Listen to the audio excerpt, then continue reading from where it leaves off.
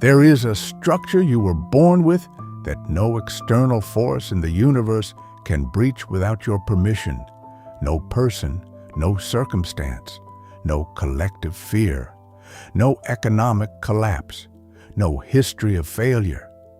Joseph Murphy spent a lifetime documenting the mechanical law that governs this structure, and his conclusion is absolute. Nothing negative can enter the fortress of a mind that has been correctly sealed. Not metaphorically sealed, not spiritually protected. Mechanically sealed, the way an airtight chamber excludes contamination by its very architecture.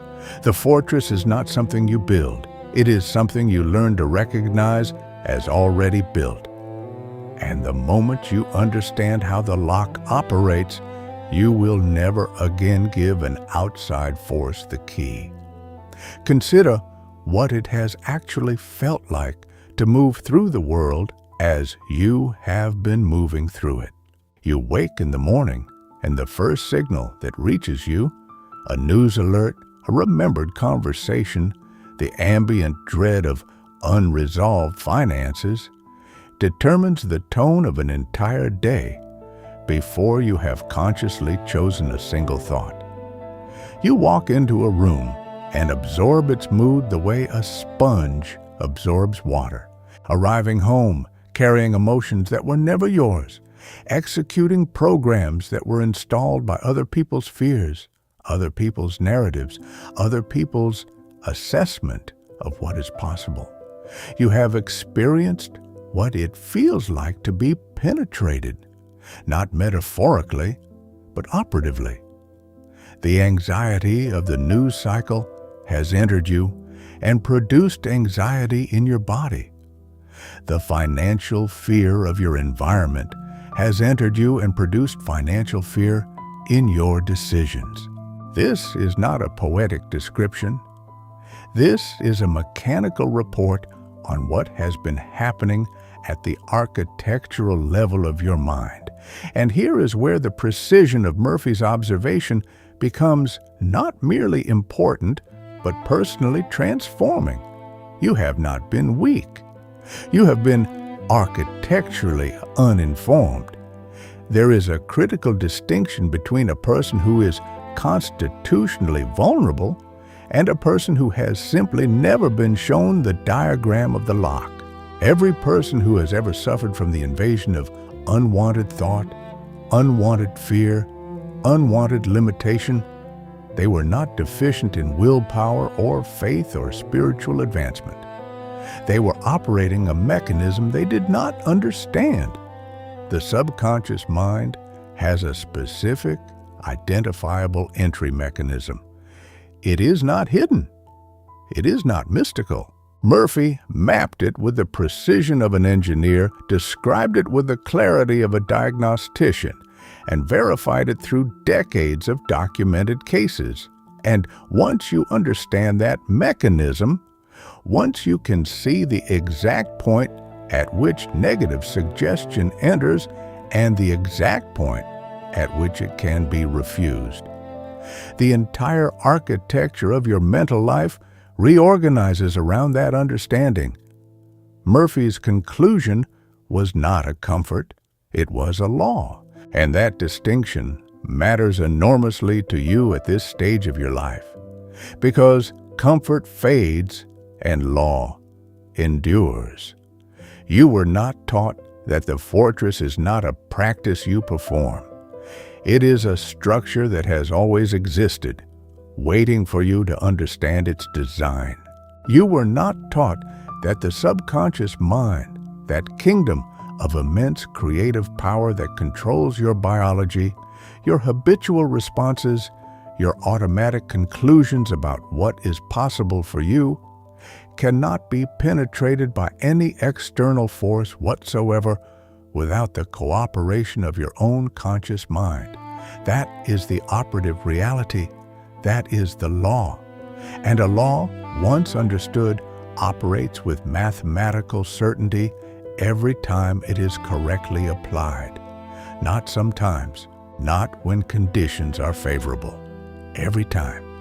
In this video, we will decode the exact mechanism by which negative suggestion enters the subconscious mind and the precise counter mechanism that seals the fortress permanently against any force you do not authorize. We will move from the theory of mental protection into the operative protocol, the specific steps Murphy used to train minds that became genuinely impenetrable to collective fear, personal attack, and circumstantial collapse. This is not a motivational overview. This is a technical briefing. You will leave this video with the complete architectural diagram of the fortress and the precise protocol for setting the lock, not as a spiritual aspiration, but as a daily operative procedure you can execute beginning tonight.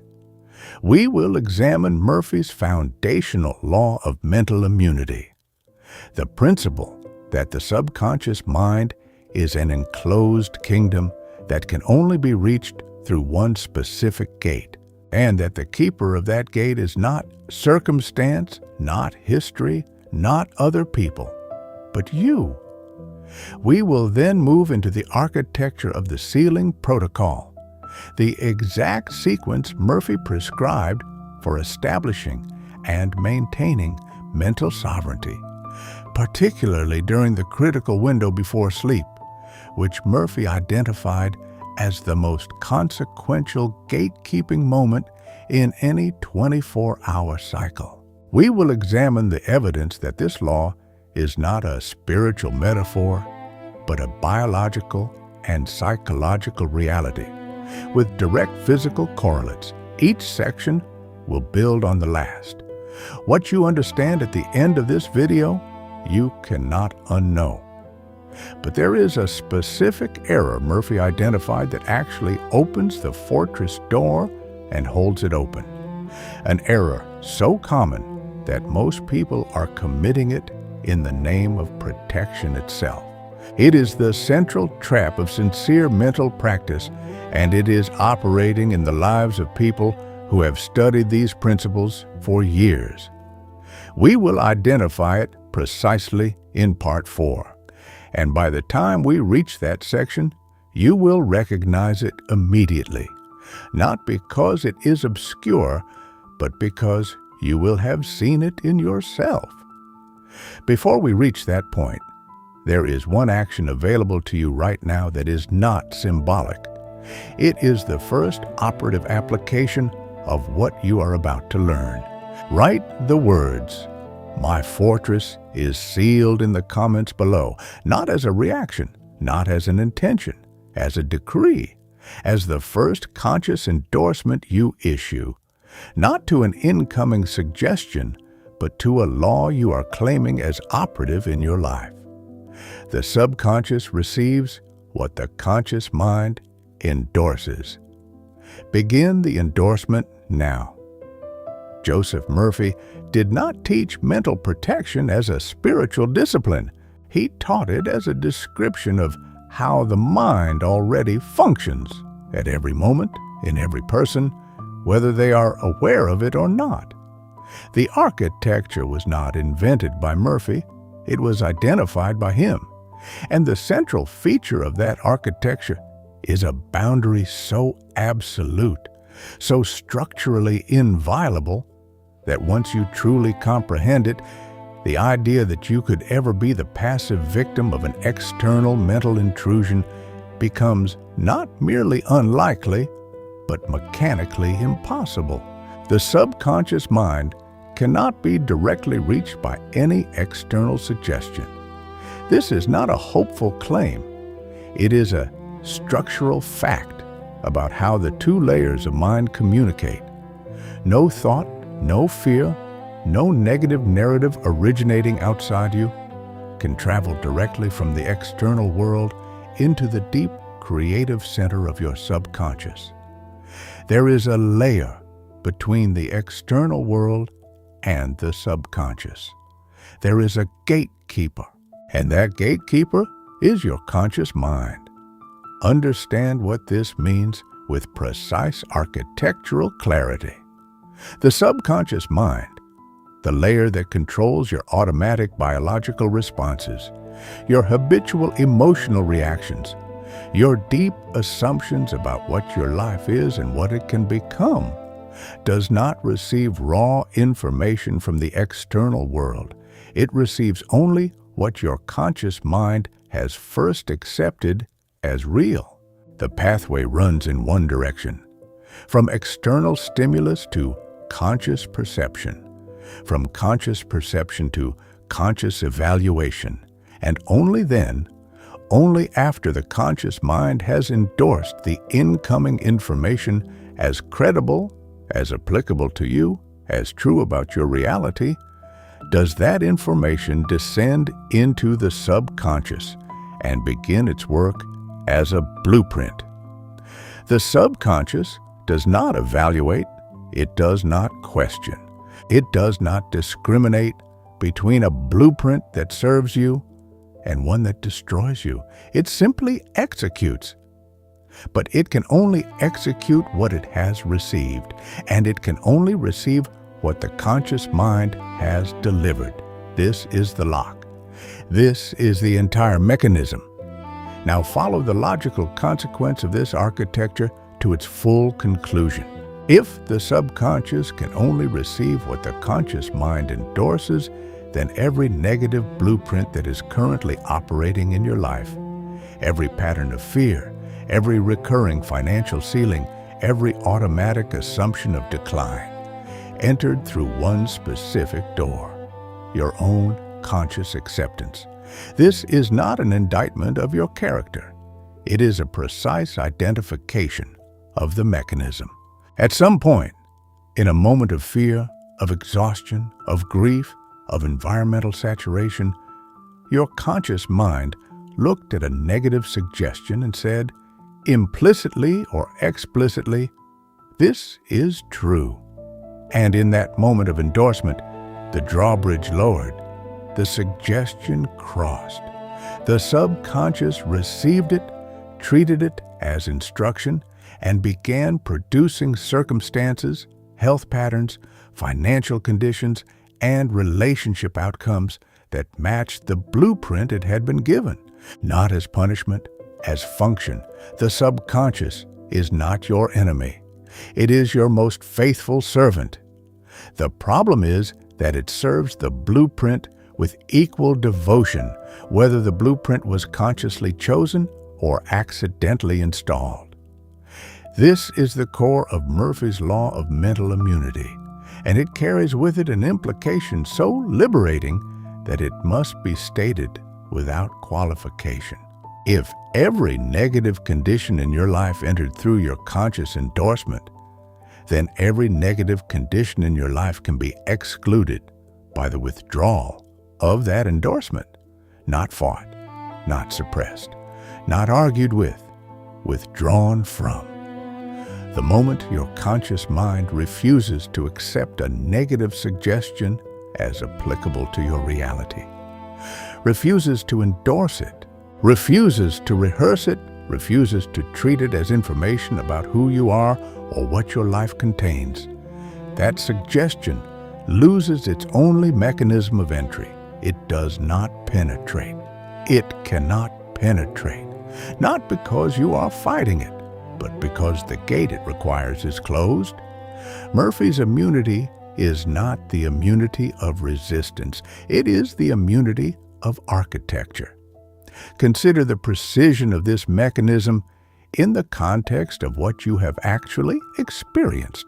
Think of a period in your life when collective fear was particularly intense, when the economic narrative, the social atmosphere, the conversations around you were saturated with contraction and collapse.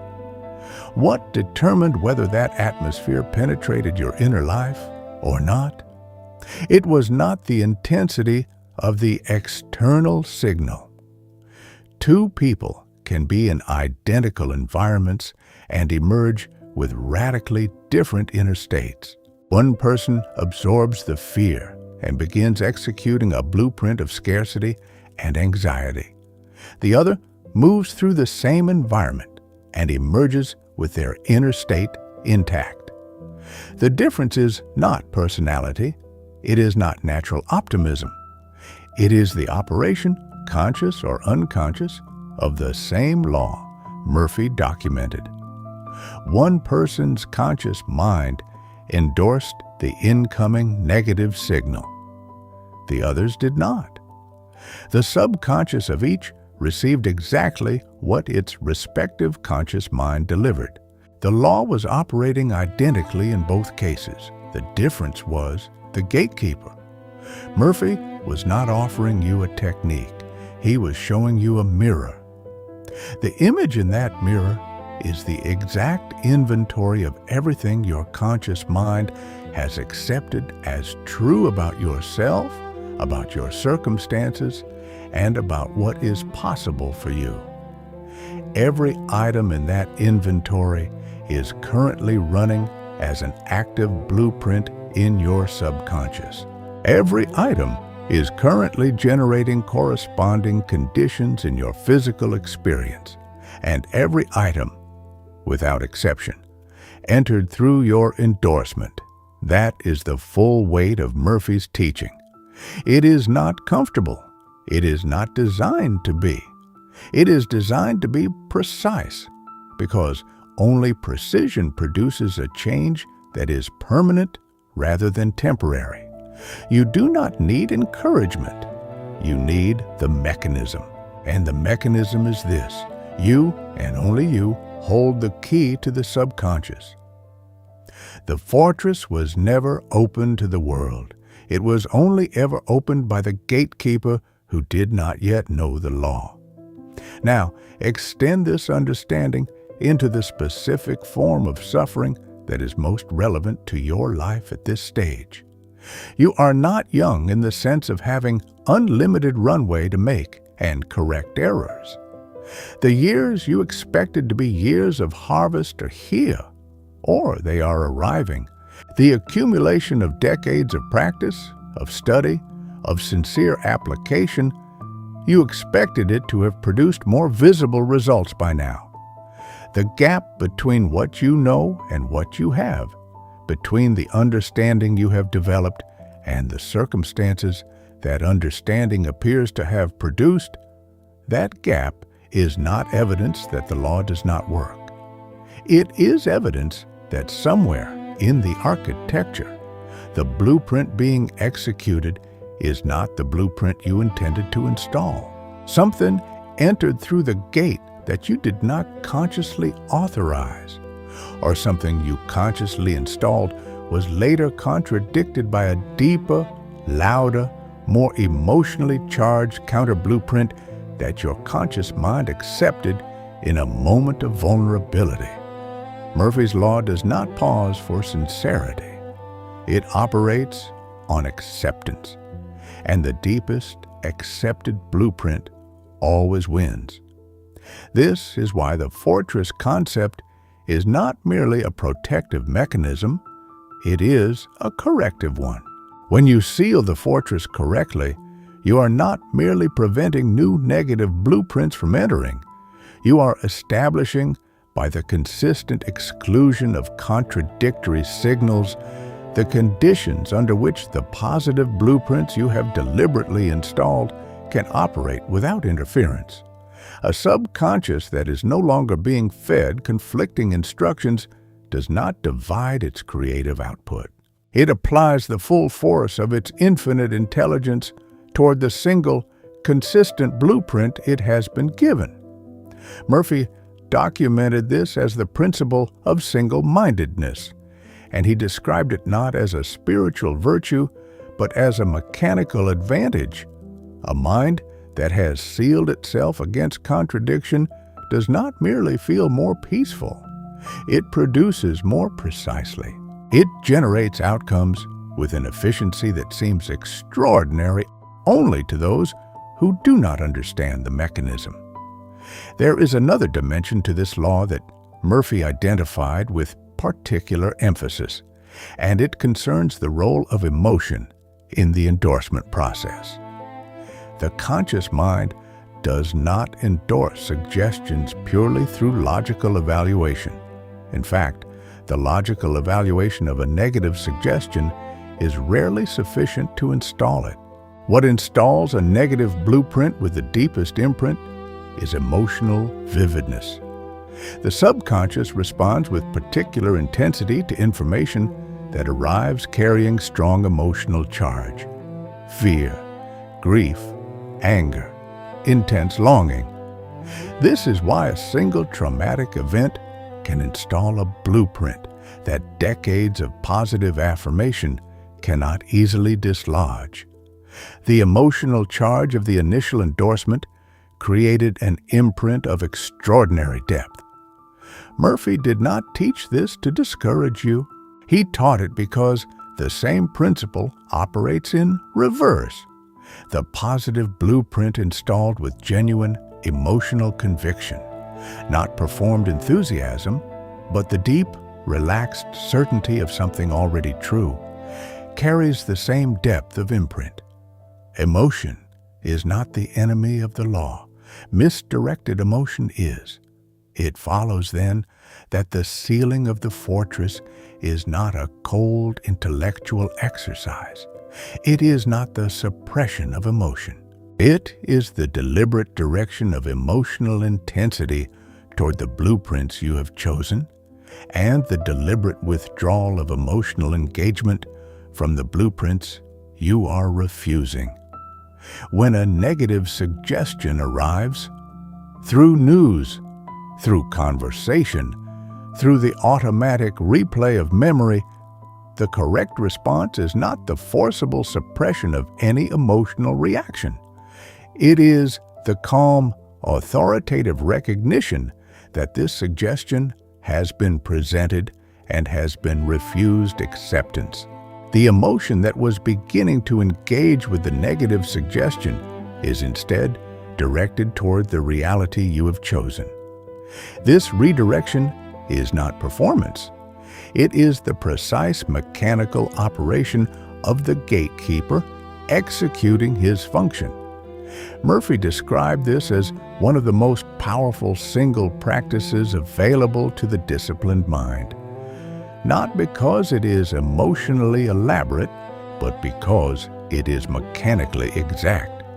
One more dimension of Murphy's central concept requires precise articulation before we move into the architecture of its application. The fortress law does not operate selectively based on the category of the negative suggestion. It does not distinguish between a small irritation and a large fear. It does not make exceptions for suggestions that are statistically likely or socially validated. A negative suggestion about your health does not receive more access than a negative suggestion about the weather simply because one feels more consequential. The law is absolute. No external suggestion of any kind, regardless of its source, its authority, or its apparent factual basis, can enter the subconscious without the endorsement of the conscious mind. This is a radical statement. Murphy knew it was radical. He made it anyway, with complete confidence, because it is the law. The implication is equally radical. Not even a medical diagnosis, not even a financial reality, not even a long-established pattern of circumstance has the authority to install itself in the subconscious without your permission. This does not mean denying the existence of conditions in the external world. It means denying those conditions the status of permanent interior reality, refusing to endorse them as blueprints for your future. The practical consequence of this law is something Murphy returned to repeatedly in different formulations across his entire body of work, because he understood that it is the one idea most likely to be intellectually accepted and emotionally rejected. You can accept this law as theoretically true and simultaneously continue to endorse negative blueprints in moments of weakness, exhaustion, or fear, without recognizing that you are doing so. The intellectual acceptance of the law and the operative application of the law are two distinct conditions. Murphy was not interested in theoretical acceptance. He was interested in operative application. And operative application requires something that most students of these principles have never been given with sufficient precision: a step-by-step protocol for how the sealing is actually done.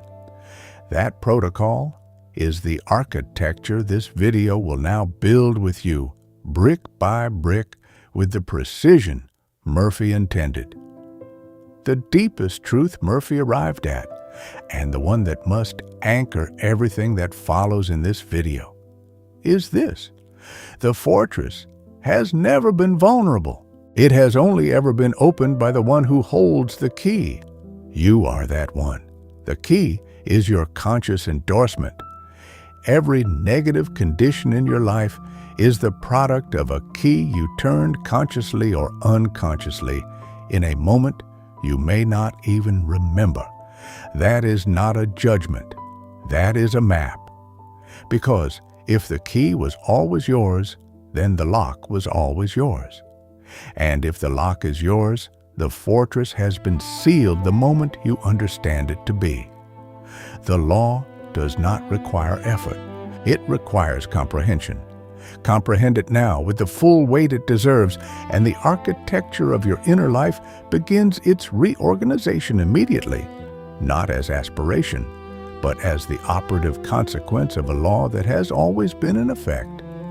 Joseph Murphy used a specific image when explaining the relationship between the conscious and subconscious mind.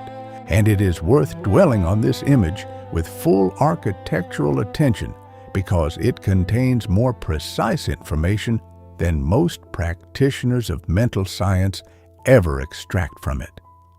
The image is the kingdom and the drawbridge. The subconscious mind is a sovereign kingdom of immense, self-sustaining, creative power. Within its borders, every biological function of your body is governed. Every habitual pattern of behavior has its root. Every automatic emotional response, every recurring circumstance, every pattern of abundance or scarcity that moves through your life. The generative source of all of it is inside the kingdom. This kingdom does not depend on external conditions. It creates them. It is not a receptor for reality. It is a generator of it. And surrounding this kingdom is a moat. And across the moat is a single drawbridge. And the keeper of the drawbridge is the conscious mind. Now examine the military logic of this architecture. A kingdom surrounded by a moat with a single controlled crossing is, by design, impregnable. It cannot be taken by force. An invading army can mass at the edge of the moat, and it changes nothing inside the kingdom. The kingdom does not respond to the presence of the army. The kingdom does not tremble at the sound of the army's approach. The kingdom continues its operations without interruption, producing, generating, executing its existing blueprints, entirely unaffected by anything that has not crossed the bridge. The bridge is the only mechanism of access, and the bridge cannot lower itself. It can only be lowered by the keeper. This is not a metaphor designed to make you feel secure.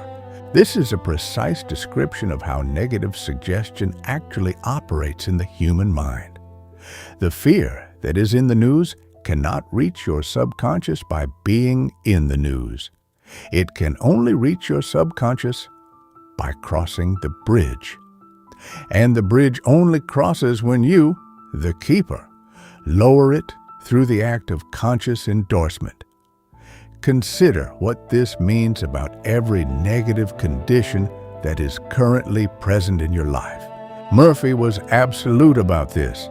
Every negative condition entered not by conquest, but by invitation. The bridge was lowered. The question worth examining not with guilt, but with the diagnostic precision of an engineer reviewing a blueprint, is when was the bridge lowered and what was the condition of the keeper at that moment. Murphy identified the primary states in which the drawbridge lowers involuntarily. Fear, of course, but also exhaustion. The late-night hours when the critical faculty of the conscious mind is depleted and incoming suggestions slip through without evaluation. Grief, the open, raw state of loss in which the mind's normal defensive architecture is temporarily suspended. Repeated exposure, the sheer accumulative effect of hearing the same negative narrative so many times from so many sources that the conscious mind ceases to evaluate it and simply accepts it as established fact. In each of these states, the keeper does not lower the bridge deliberately. The keeper is simply absent from the post. And absence from the post, Murphy taught, is functionally identical to permission. This is why Murphy placed such extraordinary emphasis on the period before sleep.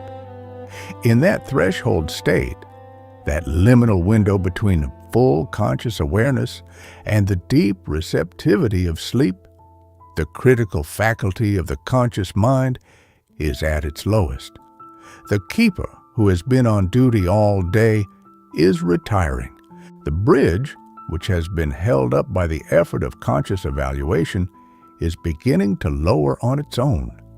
This is the moment of maximum vulnerability in the entire 24-hour cycle, and it is simultaneously the moment of maximum opportunity, because the same permeability that makes the sleeping mind vulnerable to fear makes it profoundly receptive to the deliberately chosen blueprint. The subconscious, as the conscious mind withdraws, is open, wide open, to whatever impression is most vividly present. Murphy taught that the impression you hold in your mind as you cross the threshold into sleep does not require emotional effort to install. It simply enters, because the architecture of the threshold state was designed for exactly this form of deep imprinting. The keeper stepping away from the post is not a danger if the keeper has first ensured that the right guest is already inside the gate. The logic of the moat and drawbridge also illuminates something about the nature of negative suggestion that most practitioners of mental science fail to grasp. And the failure creates a specific type of suffering that we will address in detail in Part 4. The army on the other side of the moat does not have a mechanism for breaching the fortress directly. It has only one strategy available to it to convince the keeper to lower the bridge. And the strategy it uses is not force, it is persuasion. A negative suggestion does not enter your subconscious because it is powerful. It enters because it has been made to seem credible. This is the operative word, credible. The conscious mind evaluates incoming suggestions not for their truth, but for their apparent credibility, their consistency with existing beliefs, their social validation, their emotional urgency. When a negative suggestion arrives with all the apparent authority of medical consensus or economic data, or the unanimous agreement of everyone around you, the conscious mind is being presented with maximum credibility signals. And it is precisely in this moment that the keeper most needs to understand the law. Because the law states that credibility, no matter how comprehensive, does not constitute authority. The conscious mind has the absolute right to refuse any suggestion, regardless of its apparent authority, without thereby denying the external condition's existence. You can acknowledge a condition without endorsing it as your permanent interior reality. That distinction is the entire fortress. Murphy extended this architecture into the realm of interpersonal influence, and his analysis here is particularly relevant to the experience of many who are listening to this, the people in your life, the ones whose fear is loudest, whose predictions are darkest, whose assessments of your situation seem most knowing. They are not enemies of your fortress. They are simply additional suggestions arriving at the bridge. Some of them arrive with enormous emotional charge because they come from people whose love you value or whose opinion you have historically treated as authoritative. Murphy's Law does not make exceptions for emotionally significant sources. The bridge keeper's function does not relax in the presence of people you love or people you respect. If anything, it is precisely in those conversations that the keeper must be most consciously present, because the suggestion delivered by a trusted voice in a moment of vulnerability carries the highest imprint potential. Not because the voice has authority over your subconscious, but because the relationship makes the suggestion more likely to be endorsed by the conscious mind as credible. The law operates on endorsement. The source of the suggestion is irrelevant. Your endorsement is everything. There is a corollary to the fortress law that Murphy articulated with particular clarity, and that directly addresses the experience of people who have studied these principles without achieving the results they expected. Murphy observed that the fortress cannot be sealed partially. The conscious mind cannot endorse a positive blueprint in the morning and then endorse a negative one in the evening and expect the subconscious to function as if only the positive blueprint exists. The subconscious receives both. And when it receives conflicting blueprints, it does not average them or prioritize the most recent one. It executes both in a pattern of contradictory output that produces circumstances that are inconsistent, intermittent, and ultimately frustrating. Circumstances that seem to confirm the practitioner's suspicion that the law works sometimes, but not reliably. Murphy was unequivocal. The law works reliably. What is unreliable is the practice. When the fortress is sealed only intermittently, the subconscious operates intermittently. The fortress must be sealed continuously, not through exhausting vigilance, but through the establishment of a consistent interior orientation from which the keeper does not depart. This is the insight that separates the theoretical practitioner from the operative one.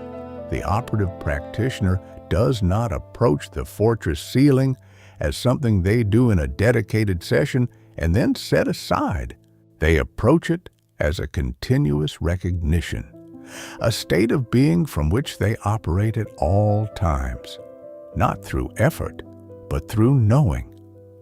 Murphy described the correctly sealed mind as one that has internalized the law so completely that the refusal of negative suggestion is no longer a conscious decision, but an automatic function.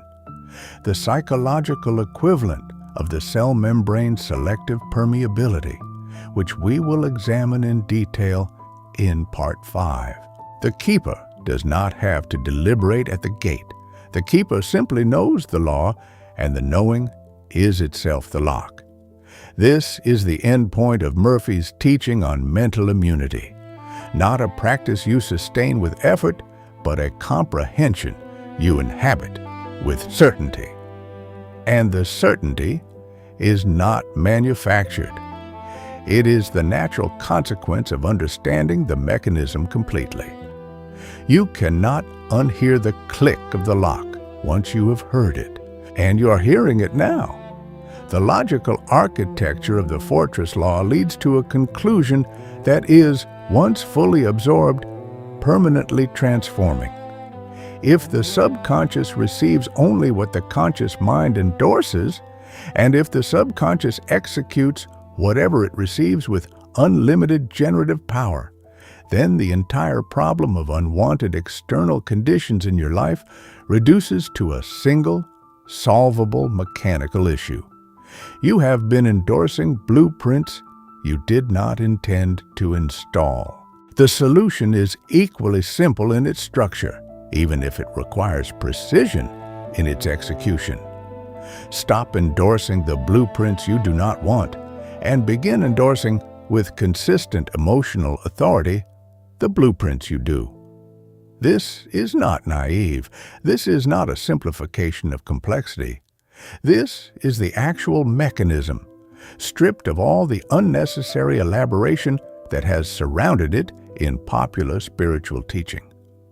Murphy's genius was not in making this law complex. It was in making it precise.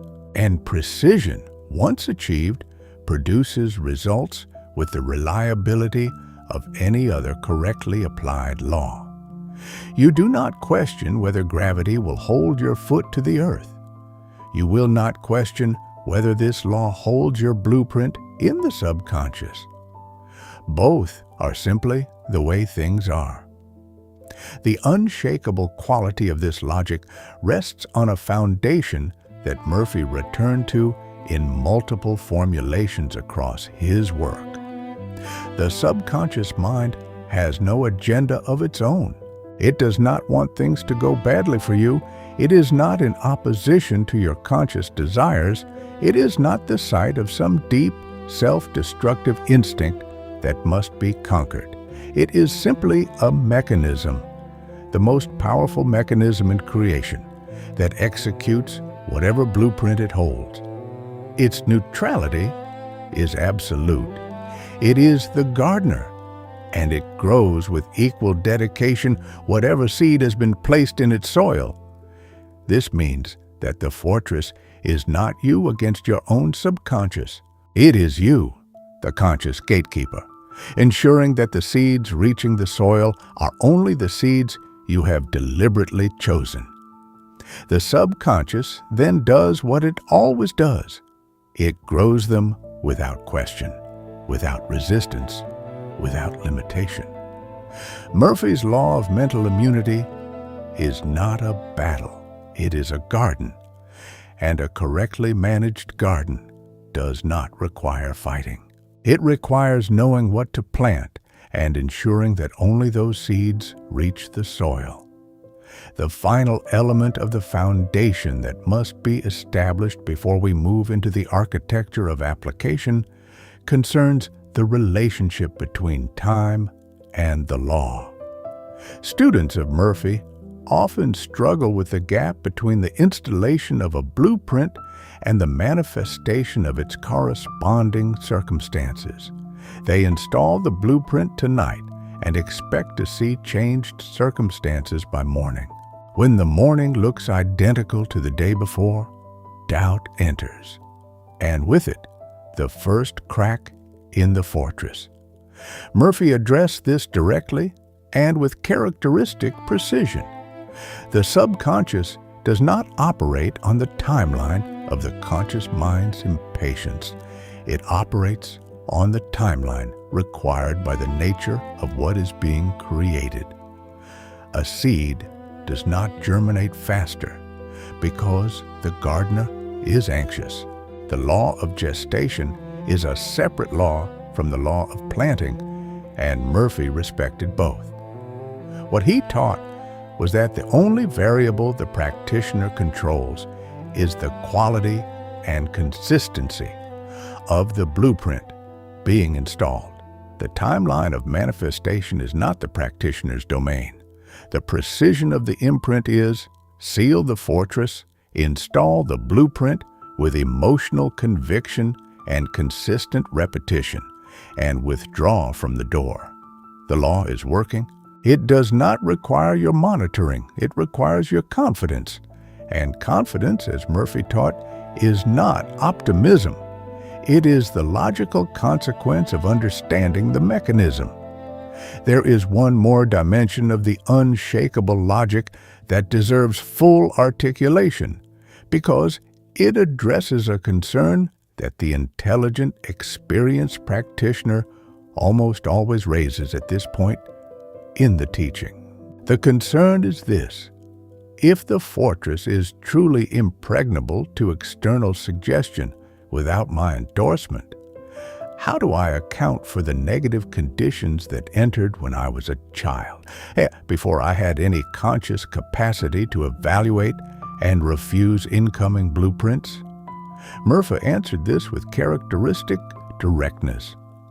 The architecture of the fortress is fully operative from birth, but the keeper, the conscious mind with its capacity for deliberate endorsement or refusal, develops over time. A child's conscious mind is, by nature, in a state of maximum permeability. The critical faculty that evaluates incoming suggestions has not yet fully developed. Whatever the environment impresses upon the child's mind enters with minimal filtering and maximum depth of imprint. This is why childhood conditioning is so persistent. But Murphy's Law is equally precise about this. A blueprint installed in childhood, however deeply imprinted, remains subject to the same mechanism as every other blueprint. It can be replaced, not by fighting the original imprint, but by installing a new one with sufficient consistency and emotional authority that it supersedes the old one in operative influence. The subconscious does not protect its existing blueprints from replacement. It simply executes whatever blueprint is most current, most consistent, and most deeply charged. The fortress sealing protocol you are about to receive is not merely preventive. For most people, it is also restorative. The deliberate reinstallation of blueprints that the child could not protect and the adult has not yet replaced. Now the foundation is complete. The law is established with the certainty it deserves. What follows is the architecture, the exact, ordered protocol for operating this law with the precision Murphy intended. Not as a spiritual practice, as a mechanical procedure, as the correct application of a law that was always in effect and is now, for the first time, fully in your hands. The first error most practitioners make when they approach the question of mental protection is one of posture. They approach it from a posture of threat response, as though there is something outside them that has been attacking, that is currently attacking, and that they must now defend against. This posture, however understandable, is mechanically counterproductive, and Murphy was explicit about why. The subconscious mind does not respond to the content of what you are thinking about. It responds to the emotional reality you are living in while you think about it. When you approach the fortress from a posture of threat response, when the interior message is, something dangerous is trying to get in and I must stop it, the emotional reality you are living in is one of danger. And that reality, that emotional climate of danger and vulnerability, is precisely what the subconscious receives. Before a single negative suggestion from outside has been processed, the gatekeeper has already sent into the kingdom a blueprint of vulnerability. This is why the mental preparation, the establishment of the correct interior posture before any specific protective practice begins, is not a preliminary step that can be abbreviated. It is the load-bearing structure on which everything else rests. Murphy's prescribed starting position was not, "I am protecting myself." His prescribed starting position was the declaration of existing wholeness. The distinction is not semantic. It is mechanically decisive. I am protecting myself contains, as its operative premise, the belief that there is something to protect against, that vulnerability exists, that the siege is real, that the threat has been registered as credible. I am whole, complete, and sealed contains no such premise. It does not acknowledge a threat as credible. It does not engage with the concept of vulnerability at all. It simply declares the existing state of the fortress, intact, sovereign, inviolable. The subconscious receives this declaration not as a wish, not as an affirmation in the sense of a hoped-for condition, but as a present tense statement of architectural reality. And the subconscious, which cannot evaluate the difference between what is symbolically declared and what is externally confirmed, accepts it as the operative blueprint and begins executing accordingly. It is worth pausing on the precise language Murphy recommended for this baseline declaration, because the language itself encodes the posture, not "I am becoming protected." The word becoming implies a current state of unprotection, a condition of vulnerability in transit toward security. The subconscious receives the present tense reality of the sentence, not its future intention, not "I am asking for protection." The word asking implies a deficiency, something needed that has not yet been given, a suppliant position in relation to a power outside the self. The correct declaration, as Murphy consistently formulated it, is one of current, factual completeness. I am a complete, sealed, sovereign mind, and nothing enters without my conscious authorization. Every word in that sentence is doing precise mechanical work. Complete, no deficiency. Sealed, architecture intact. Sovereign, the authority is internal, not external. Nothing enters without my conscious authorization.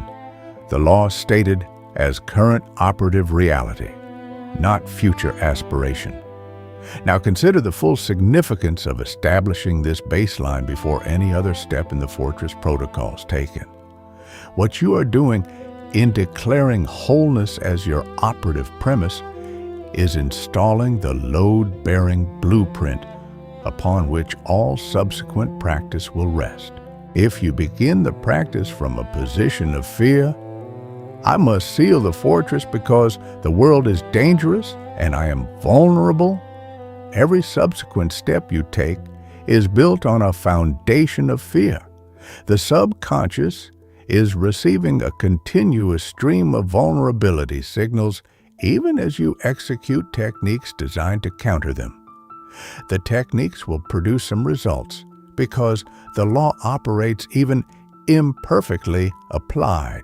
But they will produce those results slowly, inconsistently, and with constant internal resistance because the foundational blueprint is working against the operative techniques. This is the experience of many long-term practitioners.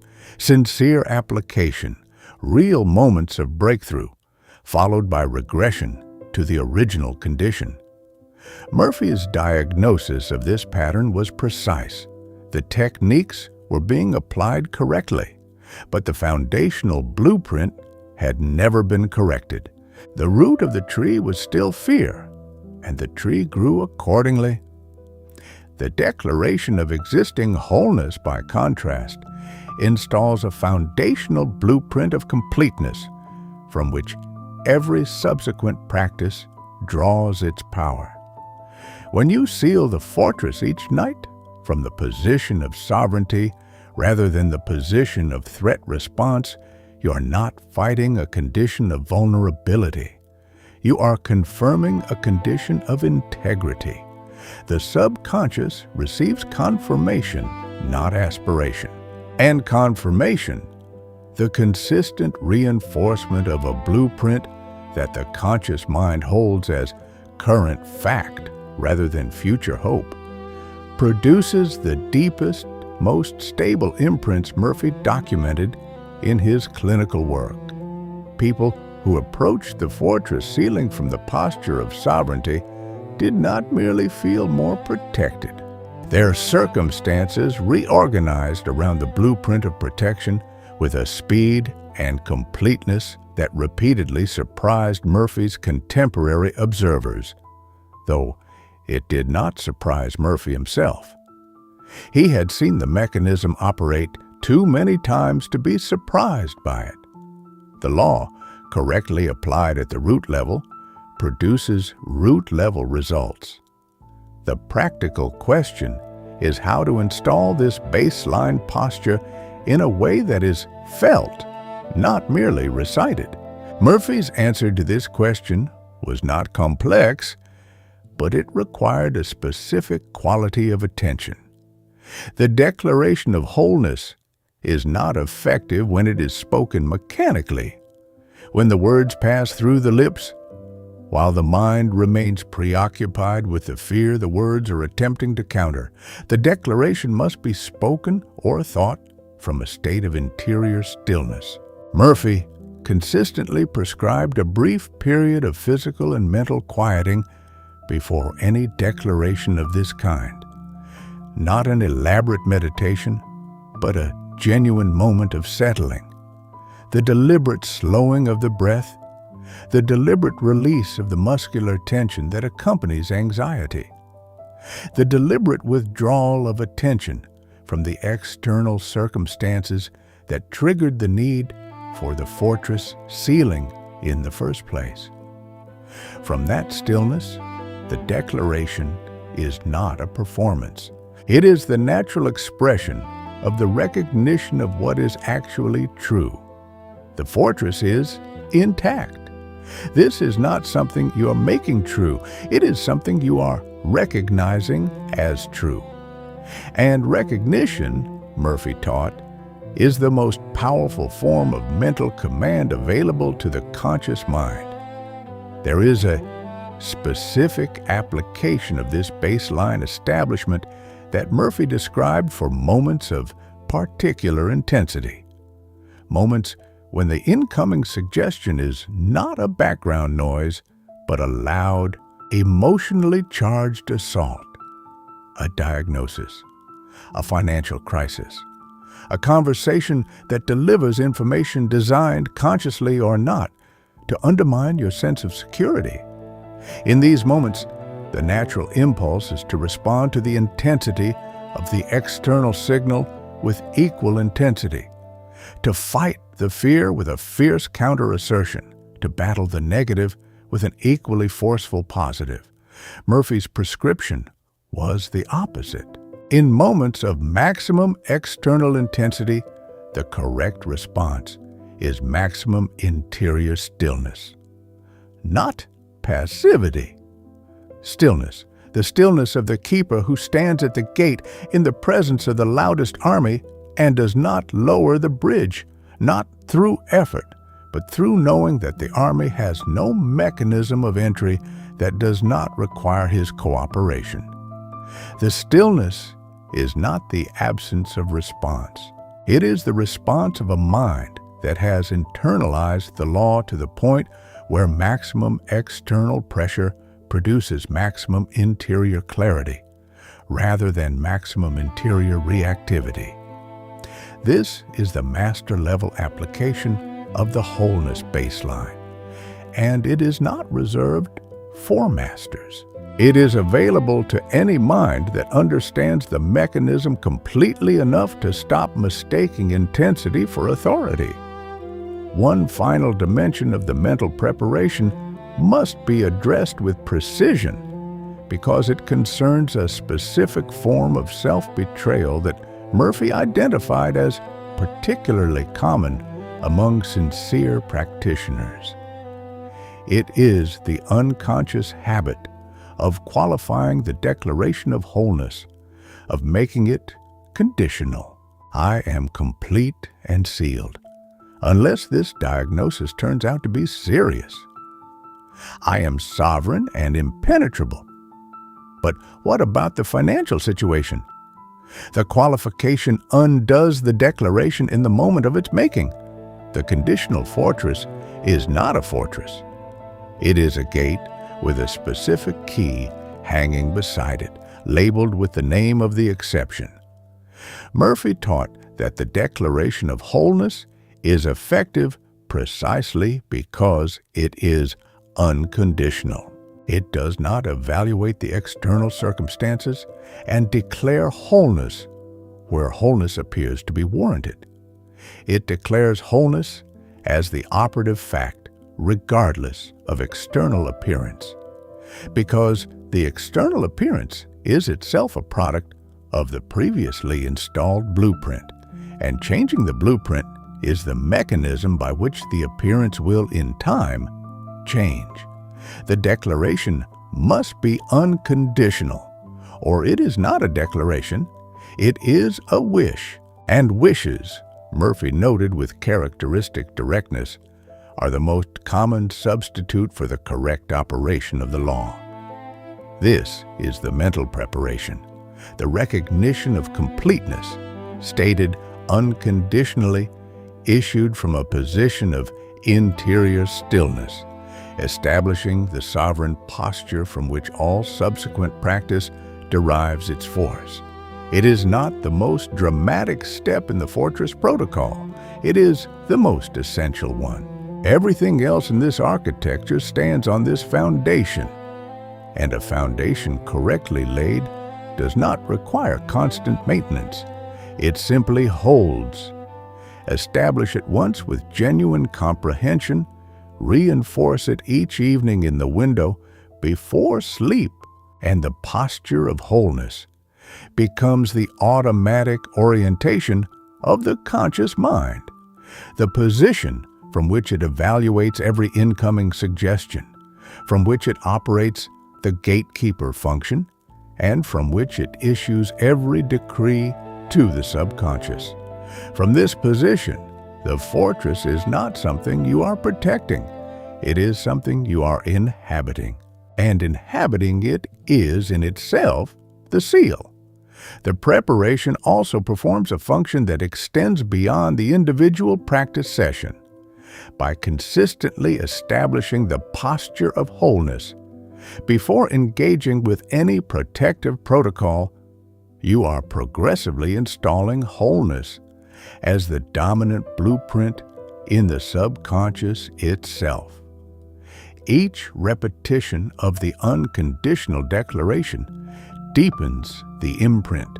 Each time the conscious mind issues the declaration from a position of genuine stillness and genuine conviction, the subconscious receives it with corresponding depth. Over days and weeks of consistent practice, the baseline blueprint of the subconscious shifts from whatever mixture of security and vulnerability it previously held toward the single, clean, architecturally precise blueprint of the sealed, sovereign mind. Murphy documented this progressive shift in the clients he worked with as one of the most reliable and measurable effects of correctly executed mental practice. The world did not change first. The blueprint changed first, and then the world followed, as it always does, as it can only do, because the world is the mirror of the blueprint, not the other way around.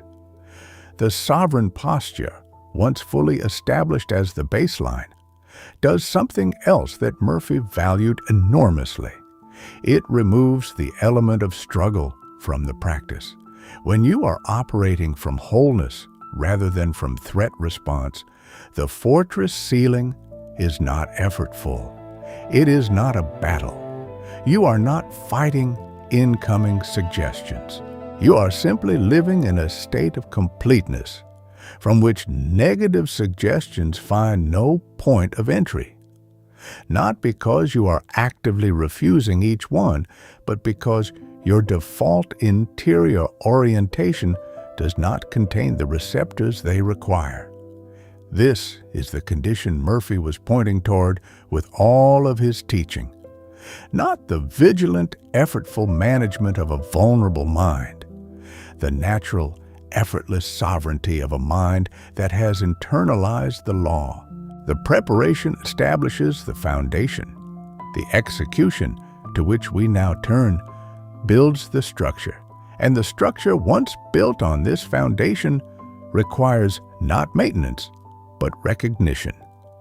Recognize it, inhabit it, and the law will hold it in place with the same reliability with which it has always held everything else in your life in place. The difference now is that you are the one choosing what is held. The execution of the fortress sealing protocol follows the preparation in a specific sequence, and Murphy's prescribed sequence was not arbitrary. It was derived from his understanding of the architectural timing of the conscious-subconscious gateway, particularly the critical window before sleep. Each step has a precise mechanical function. Each step builds on the one before it. The sequence does not work in a different order, any more than a combination lock works when the numbers are entered in a different order. The mechanism requires precision. What follows is that precision. The first step is the recognition of the mechanism. This is not a passive acknowledgement. It is an active, conscious act of orientation. Before sleep each night, Murphy prescribed a deliberate moment of acknowledging what is about to happen architecturally. The conscious mind is preparing to withdraw. The critical faculty, the evaluative function that stands between external suggestion and subconscious installation, is about to go offline. The bridge keeper is about to leave the post. What this means, in practical terms, is that the subconscious is about to enter its most receptive state, a state in which whatever impression is most vividly present in the mind will be received without evaluation and installed as instruction. Murphy was precise about this.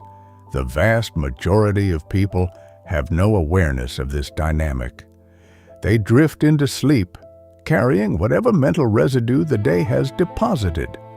The unresolved anxiety, the replayed argument, the financial worry that circled all day and arrived with full intensity at the moment of lying down. They drift into sleep with the bridge unattended and the loudest suggestion of the day walking freely across it. The recognition of the mechanism is the act of the keeper returning to the post, consciously and deliberately, at the most important gatekeeping moment of the day. Step 1, in its operative form, is simply this.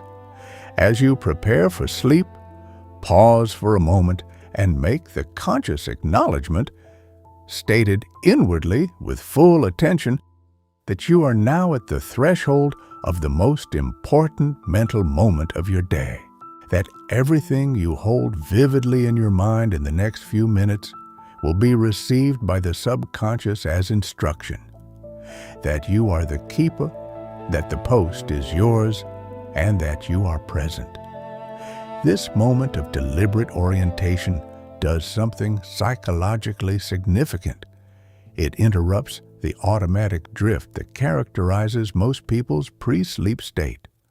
It inserts conscious choice into a moment that is typically entirely unconscious. And conscious choice at the threshold of sleep is the equivalent of the keeper standing at the post with the gate locked.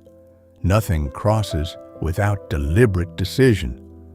This recognition alone, consistently applied, begins to alter the quality of what the subconscious receives.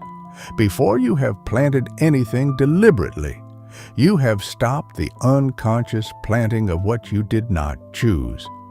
This is not a minor accomplishment. For most people, it is a more significant shift than any specific technique they have ever applied, because it removes the single largest source of counter-blueprint installation in their daily life. The second step is the active selection. This is the deliberate planting, the conscious decision of what you will deliver to the subconscious during this high receptivity window. Murphy's guidance on the selection was clear and specific. Choose a single image or feeling that represents your fortress as sealed, your life as operating from perfect inner security, your subconscious as immune to every negative suggestion that surrounds you in waking life. Not multiple images, not a complex scenario, a single, clear, emotionally resonant impression of the interior state you are installing. Murphy emphasized singleness of focus in this step for a reason grounded in the mechanics of subconscious imprinting. The subconscious receives depth of impression from two variables: emotional intensity and repetition. A single image held with genuine feeling and held consistently, night after night, accumulates depth of imprint with extraordinary efficiency. Multiple images, held superficially, produce shallow imprints that the subconscious receives as confused instructions and executes as confused outcomes. The selection itself requires a specific quality of attention to be fully effective, and Murphy described this quality in several of his works using the phrase relaxed certainty. Not forced concentration, not effortful visualization, relaxed certainty. The mental posture of someone who is simply remembering something they already know to be true. This is the posture with which you hold the selected impression. You are not creating the sealed fortress. You are remembering it. You are recognizing it as the accurate description of your existing architectural reality. The impression you hold is not a picture of something you hope to build. It is the felt sense of something that is already built, that has always been built, and that you are simply allowing yourself to experience with full interior clarity for a few minutes before sleep.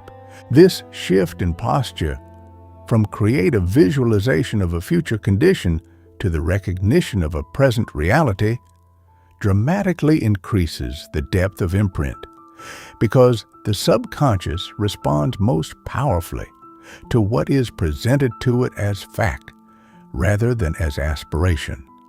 The third step is the refusal decree, and this is the step that operates throughout the waking day rather than only in the pre-sleep window. Murphy's instruction on the refusal decree must be understood with precision, because it is the most commonly misapplied element of the Fortress Protocol. The refusal is not suppression. Suppression is the attempt to prevent a thought from arising by exerting internal force against it.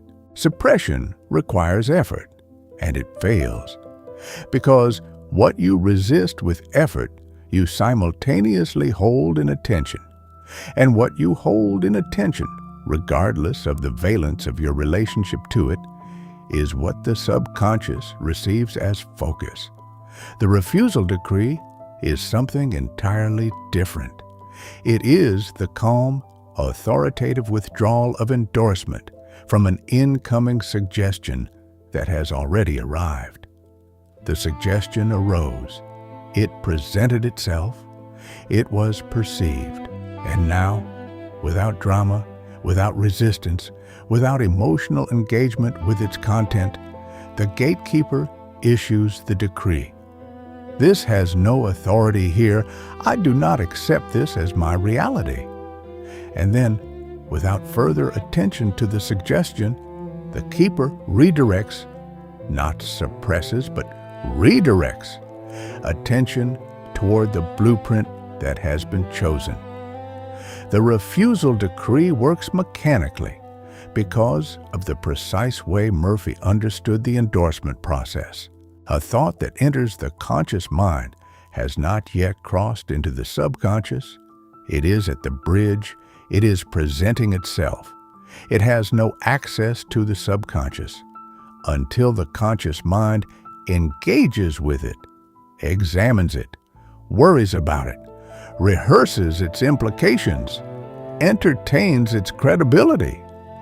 The refusal decree is the act of the keeper saying at the bridge, presented, noted, refused. The thought does not cross. It has been perceived. You cannot unperceive what arises, but it has not been endorsed, and without endorsement, it cannot cross. Murphy described practitioners who executed this decree with genuine comprehension as experiencing a remarkable progressive shift in the texture of their daily mental life. Over weeks and months of consistent application, the frequency of intrusive negative suggestions decreased. Not because the external world became less negative, but because the subconscious, which had been consistently fed the blueprint of the sealed and sovereign mind, began generating fewer internal suggestions of vulnerability. The garden was producing the harvest of the seeds that had been consistently planted. The execution protocol, in its complete form, creates a 24-hour cycle of consistent fortress maintenance that is not effortful, but is continuous.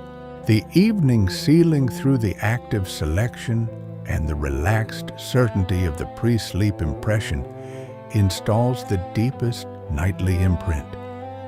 The waking day refusal decree prevents the installation of contradictory blueprints through the unconscious endorsement of incoming negative suggestions. The baseline posture of wholeness, established through the mental preparation of the previous section, ensures that both the evening practice and the waking practice operate from a foundation of sovereignty rather than threat response. The three elements work together as an integrated system.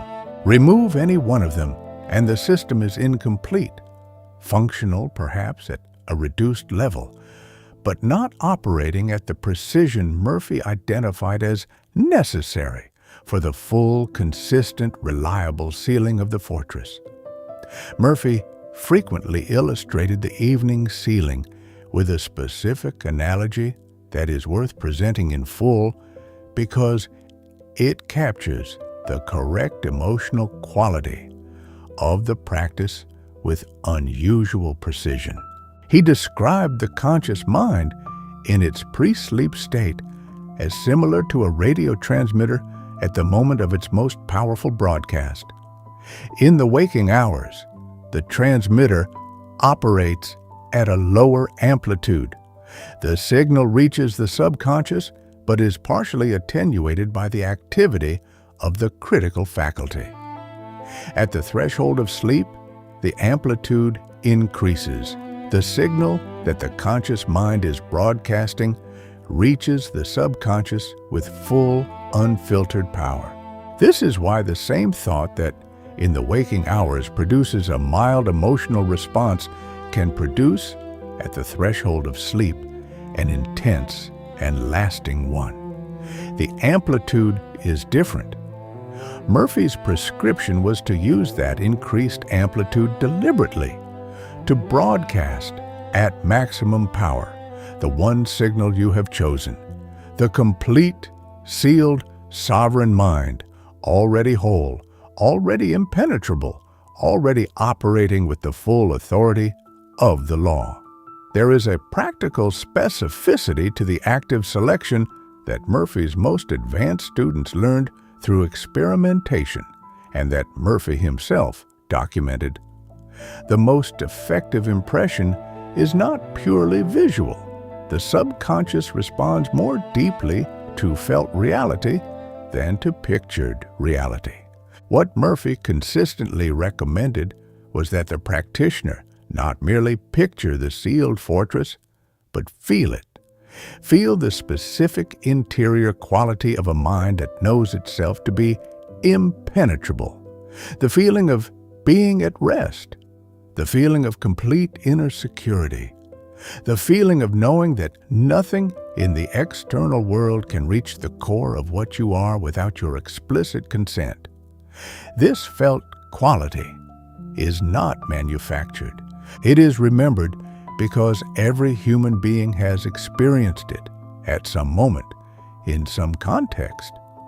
The task is to locate that feeling, however briefly it was experienced, and to expand it deliberately until it fills the entire field of awareness as the threshold of sleep approaches. That feeling, held with relaxed certainty at the moment of maximum amplitude, is the most powerful imprint available to the conscious mind. It is the blueprint of the sealed fortress, installed at the depth Murphy identified as the most generative level of the subconscious. The execution protocol, understood completely, is not a series of techniques. It is the systematic operation of a mechanism that has always existed. You are not introducing something new into the architecture of your mind. You are learning to operate what was already there, with the precision its design requires. Murphy's contribution was the description, patient, specific, mechanically grounded, of how to operate it correctly. Every step he prescribed corresponds to a specific feature of the architecture he had spent decades mapping. The recognition of the mechanism corresponds to the keeper returning to the post.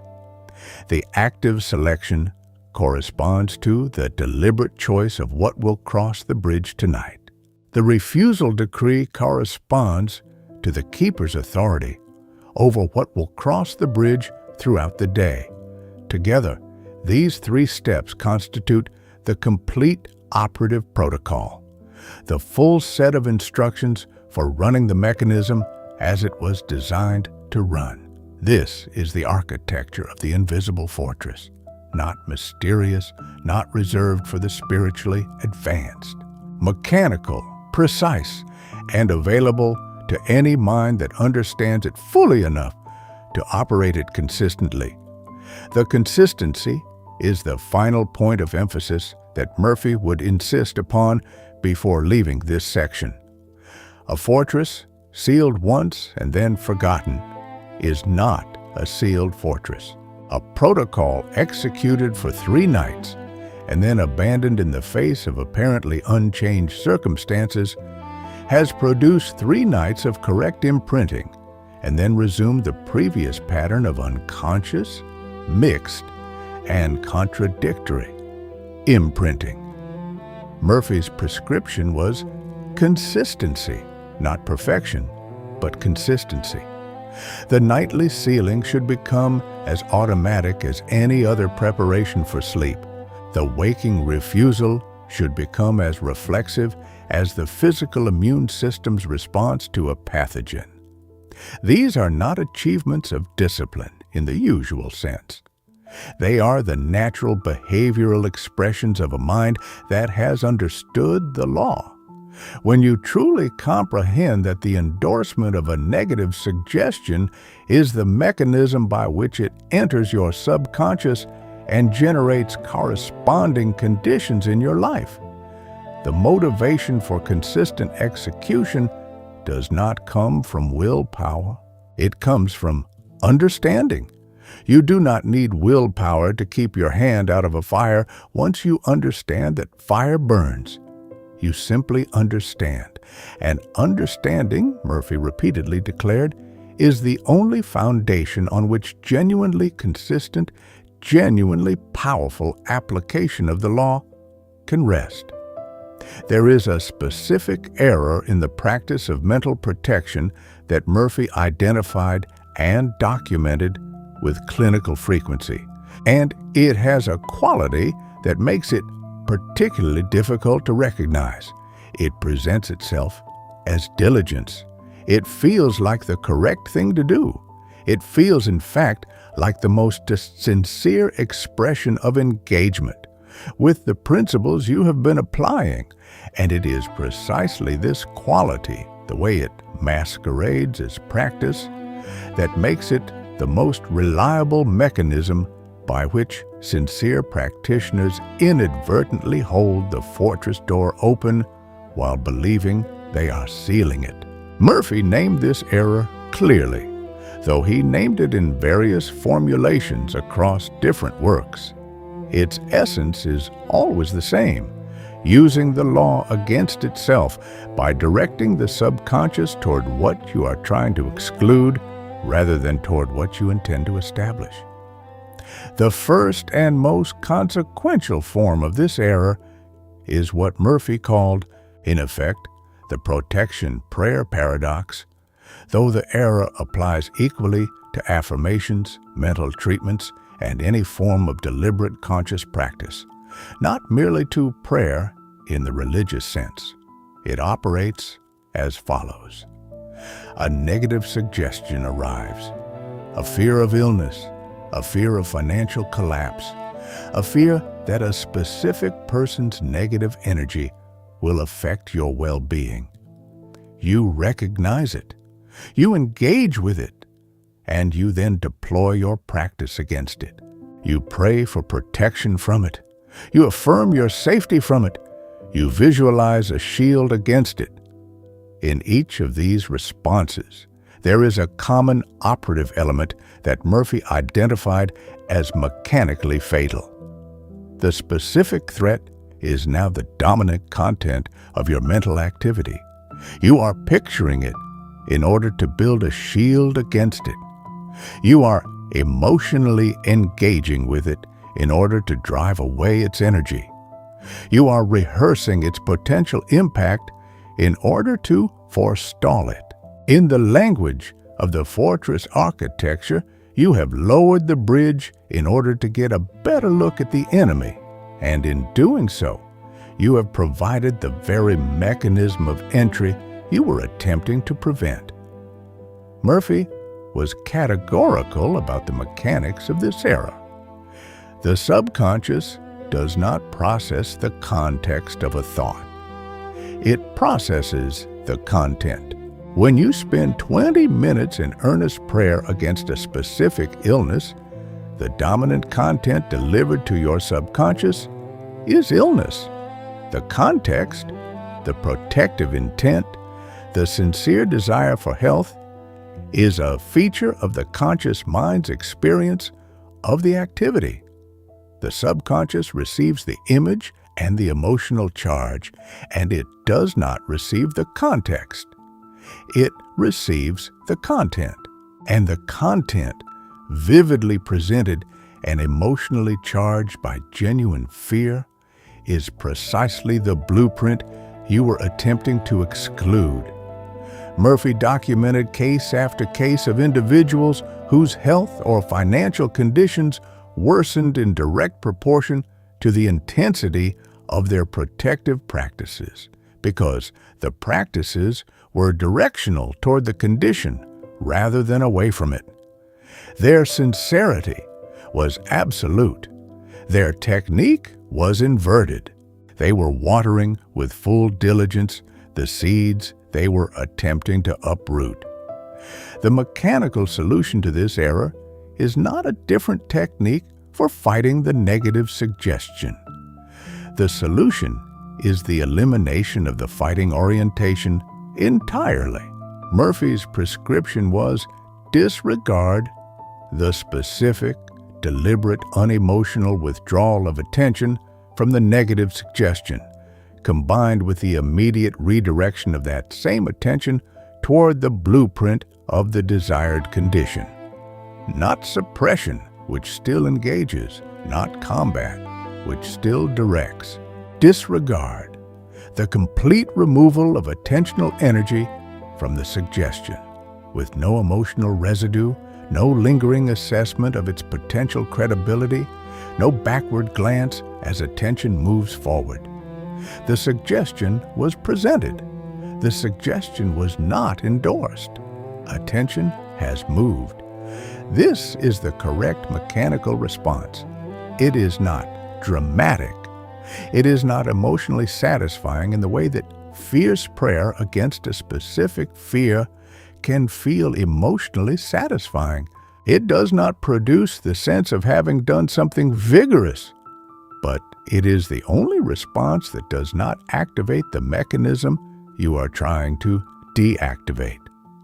The second fatal error Murphy identified is the monitoring loop, and it operates as a direct consequence of the first error's antidote being misunderstood.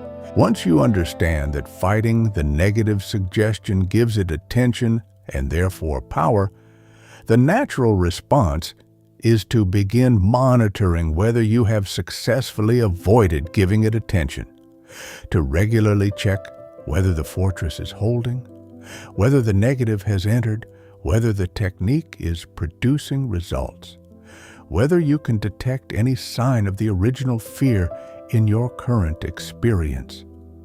This monitoring is itself the act of keeping the gate open. It is structurally identical to the protection prayer paradox. It directs the dominant content of your conscious attention toward the condition you are trying to exclude, even though the stated purpose of the monitoring is to confirm its exclusion. The subconscious does not distinguish between "I am examining this condition in order to fight it" and "I am examining this condition in order to confirm it is not here." In both cases, the condition is the dominant content of the mental activity. In both cases, the blueprint being deepened is the blueprint of the condition. Murphy's instruction on the monitoring loop was stark in its simplicity. Seal the fortress and walk away from the door. Set the lock, establish the blueprint with the evening protocol, execute the refusal decree throughout the day, and then withdraw all attention from the question of whether it is working. The withdrawal is not an act of blind faith in the naive sense of the word, the willful suppression of rational evaluation. It is the logical consequence of understanding how the mechanism works. You do not stand over a planted seed, pressing your ear to the soil to determine whether germination has begun. You plant the seed correctly, you provide the conditions the seed requires, and you go about your life with the confidence that the law of germination is operating, because the law of germination always operates when the seed has been correctly planted and the conditions correctly established. Murphy's analogy was always the gardener, and the gardener who digs up the seed every morning to check its progress is the gardener who destroys the very process he is monitoring. Trust in the law is not optional sentiment. It is the operative condition under which the law functions at its designed capacity. There is a third error Murphy identified, closely related to the monitoring loop, that deserves precise articulation: the error of double declaration. This is the practice of issuing the refusal decree. This has no authority here. I do not accept this as my reality. And then, within the same day, engaging in a conversation, a worry session, or a private rehearsal of the very condition that was refused. The decree is issued in the morning. The conversation happens at noon. The worry session happens at 3 in the afternoon. The decree is repeated at 9 at night. The subconscious has received 4 inputs in that day: refusal, detailed rehearsal of the refused condition, emotional engagement with the feared outcome, refusal again. The net blueprint installed is profoundly confused. The subconscious has been given 2 opposite instructions with approximately equal emotional intensity, and it will produce outcomes that reflect the confusion, partial results, inconsistent progress. the sensation that the law is operating intermittently. Murphy was precise. The intermittence is not in the law, the intermittence is in the practitioner. The law receives what it is given with perfect fidelity. When it is given contradictory blueprints with equal emotional intensity, it executes both. The diagnostic value of identifying these errors is not to produce discouragement. It is to produce the specific, located recognition of exactly where the mechanism has been incorrectly operated. To give you, as Murphy always intended, a precise map of the error rather than a vague sense of inadequacy. If your practice has been sincere and your results have been inconsistent, one or more of these errors has been present. The protection prayer paradox, the monitoring loop, and the double declaration are the three primary mechanisms by which the fortress is held open in the name of closing it. Recognize them with the clarity of a diagnostician, not the shame of a penitent. You were operating the mechanism without the complete diagram. Now you have the complete diagram. And a mechanism operated with complete understanding of its design produces the results its design was always capable of producing. It is worth noting that Murphy's identification of these errors was not based on theoretical analysis alone. It was based on the accumulated evidence of his clinical and pastoral work, the actual specific patterns he observed in the people who came to him for help with exactly the problems you are likely to have brought to this material. These were sincere people. They were educated people. Many of them had studied these principles for years. The errors Murphy identified were not the errors of careless practitioners. They were the errors of diligent practitioners operating without the complete mechanical diagram. Murphy's corrective was not to ask them to try harder. It was to show them precisely where the mechanism was misfiring and give them the exact mechanical correction. The result, in case after case, was not the gradual improvement of results already being obtained. It was the sudden, often dramatic reorganization of outcomes, because the mechanism, now correctly operated, was no longer working against itself. The full force of the subconscious, no longer divided by contradictory blueprints and self-defeating practices, was now directed toward a single, clean, consistently endorsed instruction. And the subconscious, as always, executed its instruction with perfect, unhesitating fidelity. Now, add to these errors the context of your specific life at this stage. You have been practicing. You have been sincere. The results have been inconsistent in ways that you cannot fully explain. The gap between your understanding and your circumstances has been a source of private frustration that this video has been building toward addressing with precision. That frustration is not evidence that the law does not work or that you are constitutionally resistant to it. It is the diagnostic signature of a mechanism that has been operating without the complete diagram. Specifically, somewhere in your practice, one or more of the three errors Murphy identified has been present.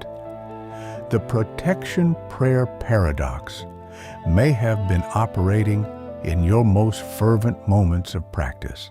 The monitoring loop may have been undoing the very locks you were setting in the daily anxious checking of whether anything had changed. The double declaration may have been dividing the subconscious's creative output between the blueprints you deliberately installed and the conditions you are privately rehearsing in your unguarded hours. Identify which of these errors has been present in your practice, not abstractly, specifically. That identification is the correction. The moment you see the error in its precise form, the mechanism self-corrects, because you cannot unknowingly make an error you have consciously recognized. This is Murphy's gift to you, not a more powerful technique, but a more complete diagram. Operate the existing mechanism with complete understanding, and the fortress seals itself with a completeness you have not previously experienced. Joseph Murphy's summation of the immune mind was not delivered as an encouragement.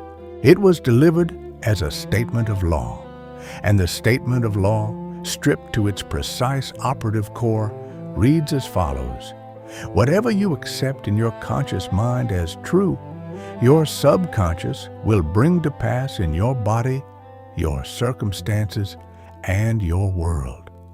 That is the complete mechanism in one sentence, not a partial description, not a simplified overview. The complete mechanism. The subconscious does not bring to pass what is real. It brings to pass what is accepted as real. The threshold is not reality.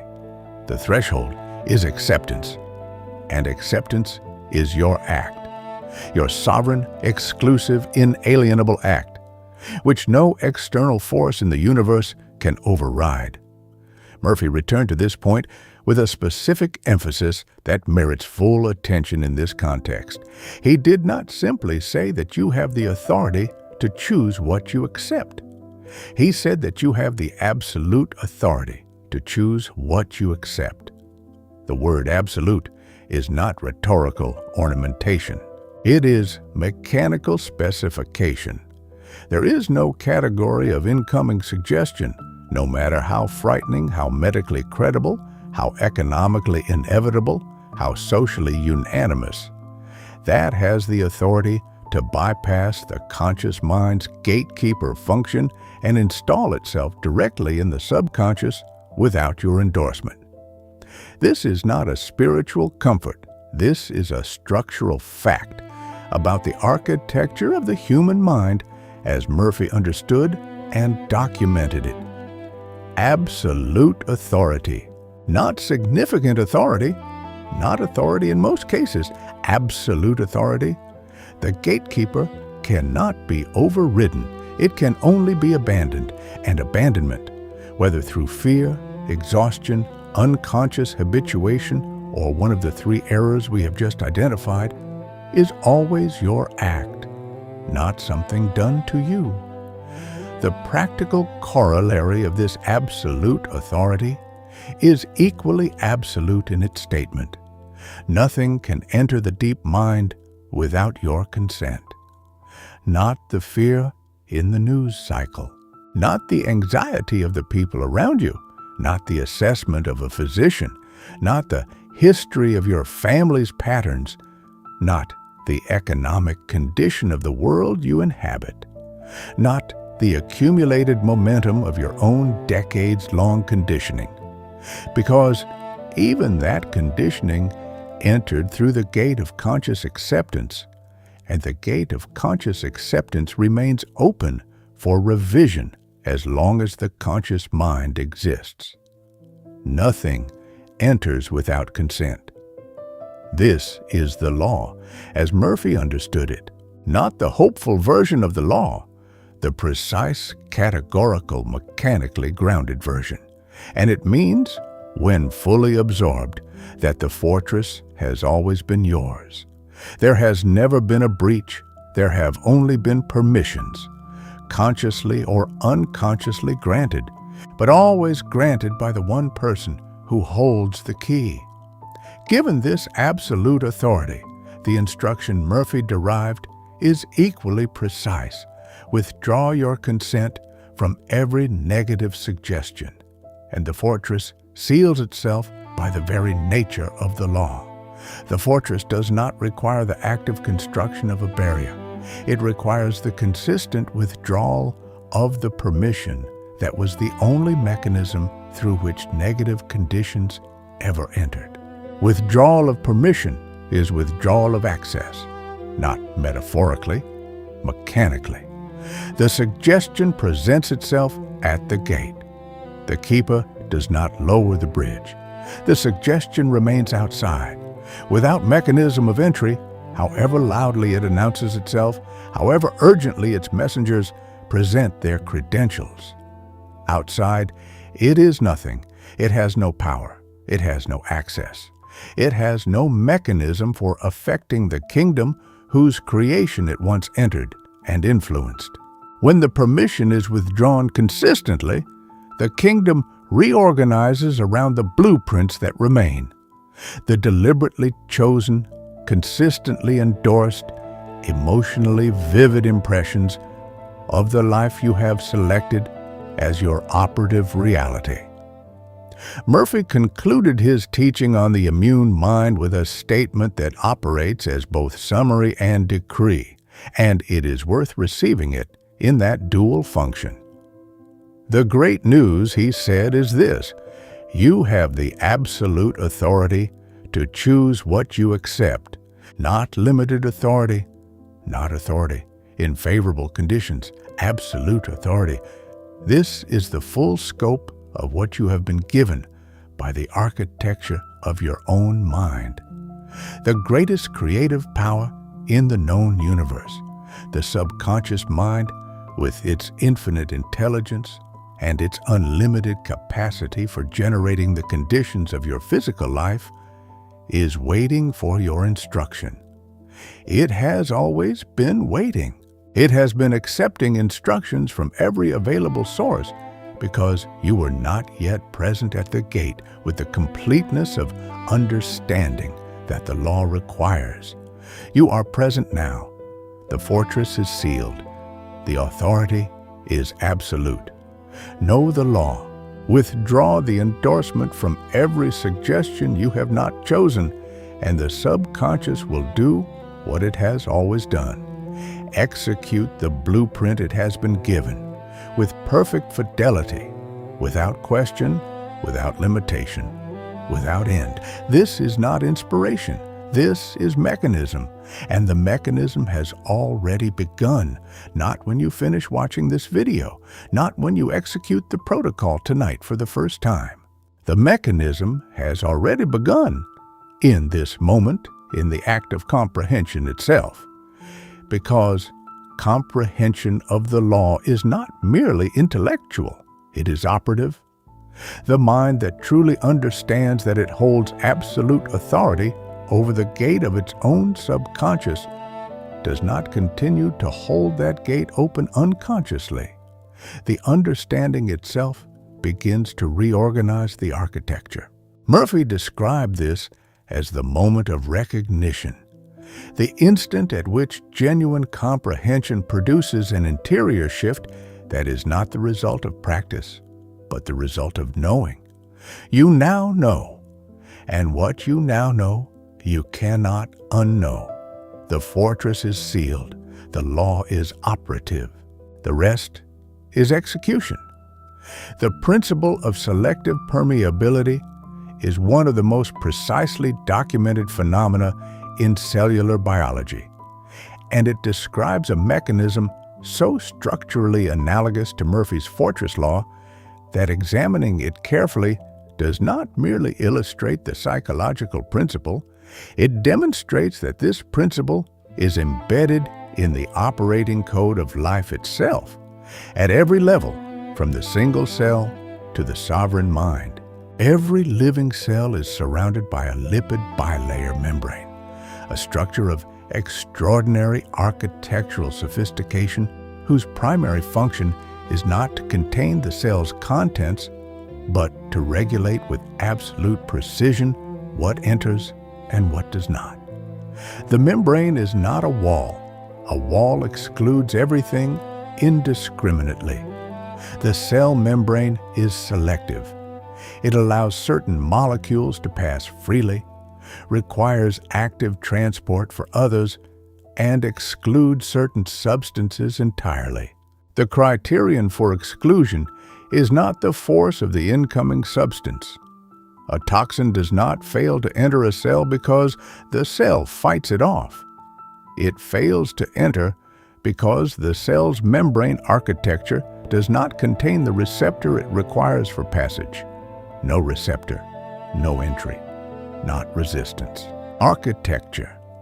This distinction between exclusion by resistance and exclusion by architecture is the biological equivalent of the precise distinction Murphy drew between fighting a negative suggestion and simply not providing the mechanism of its entry. The cell does not fight incoming toxins by generating an opposing force equal to the toxin's pressure. It simply does not have the structural receptor for them. The toxin arrives. The membrane presents no corresponding architecture. The toxin has no mechanism of crossing.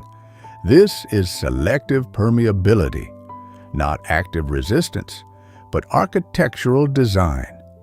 Murphy's fortress law is the psychological expression of this same principle at the level of the mind. When the conscious mind has been correctly oriented, when the baseline posture of wholeness has been established, when the nightly imprinting protocol has been consistently executed, when the refusal decree has become the automatic response to unwanted suggestion. The subconscious does not resist negative blueprints. It simply does not have the receptor for them. The architecture of the sealed mind excludes contamination not by force, but by design. The selectively permeable membrane provides a further point of correspondence with Murphy's teaching that bears direct examination. The cell membrane's selectivity is not static. It is adaptive. As the cell's environment changes, the membrane's receptor profile adjusts, increasing receptivity to substances the cell requires, and decreasing or eliminating receptivity to those that are not consistent with the cell's optimal function. This adaptation is not random. It is directed by the cell's genetic blueprint, the fundamental instruction set that defines what the cell is and what it is for. Murphy's teaching contains an exact psychological parallel. As the subconscious is consistently fed the blueprint of the sealed, sovereign, complete mind, it progressively adapts its receptor profile. It becomes increasingly receptive to suggestions consistent with that blueprint and progressively non-receptive to suggestions that contradict it. The adaptation is not immediate, it is progressive. It follows the same logic as the cell's adaptive membrane. Consistent instruction produces consistent architectural change. And once the change has been established at sufficient depth, it becomes the new default architecture, operating automatically, without the continuous conscious direction that was required to install it. The relevance of this biological model to the frustration of experienced practitioners cannot be overstated. Those who have been applying these principles for years and experiencing inconsistent results are not failing to produce any architectural change. They are producing architectural change intermittently, installing the receptor profile of the sovereign mind through their deliberate practice, and then inadvertently reinstalling the receptor profile of the vulnerable mind through the errors we identified in Part 4. The result is a membrane that oscillates between two configurations rather than stabilizing in the one that serves them.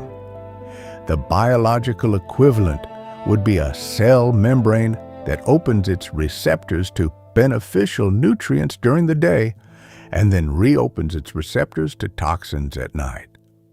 Such a cell would not thrive, not because the mechanism of selective permeability was absent, but because it was being applied inconsistently. The solution is not a more powerful mechanism. It is the consistent application of the mechanism that already exists. The elimination of the oscillation through the establishment of the single, stable, architectural configuration that corresponds to the blueprint of the sealed mind.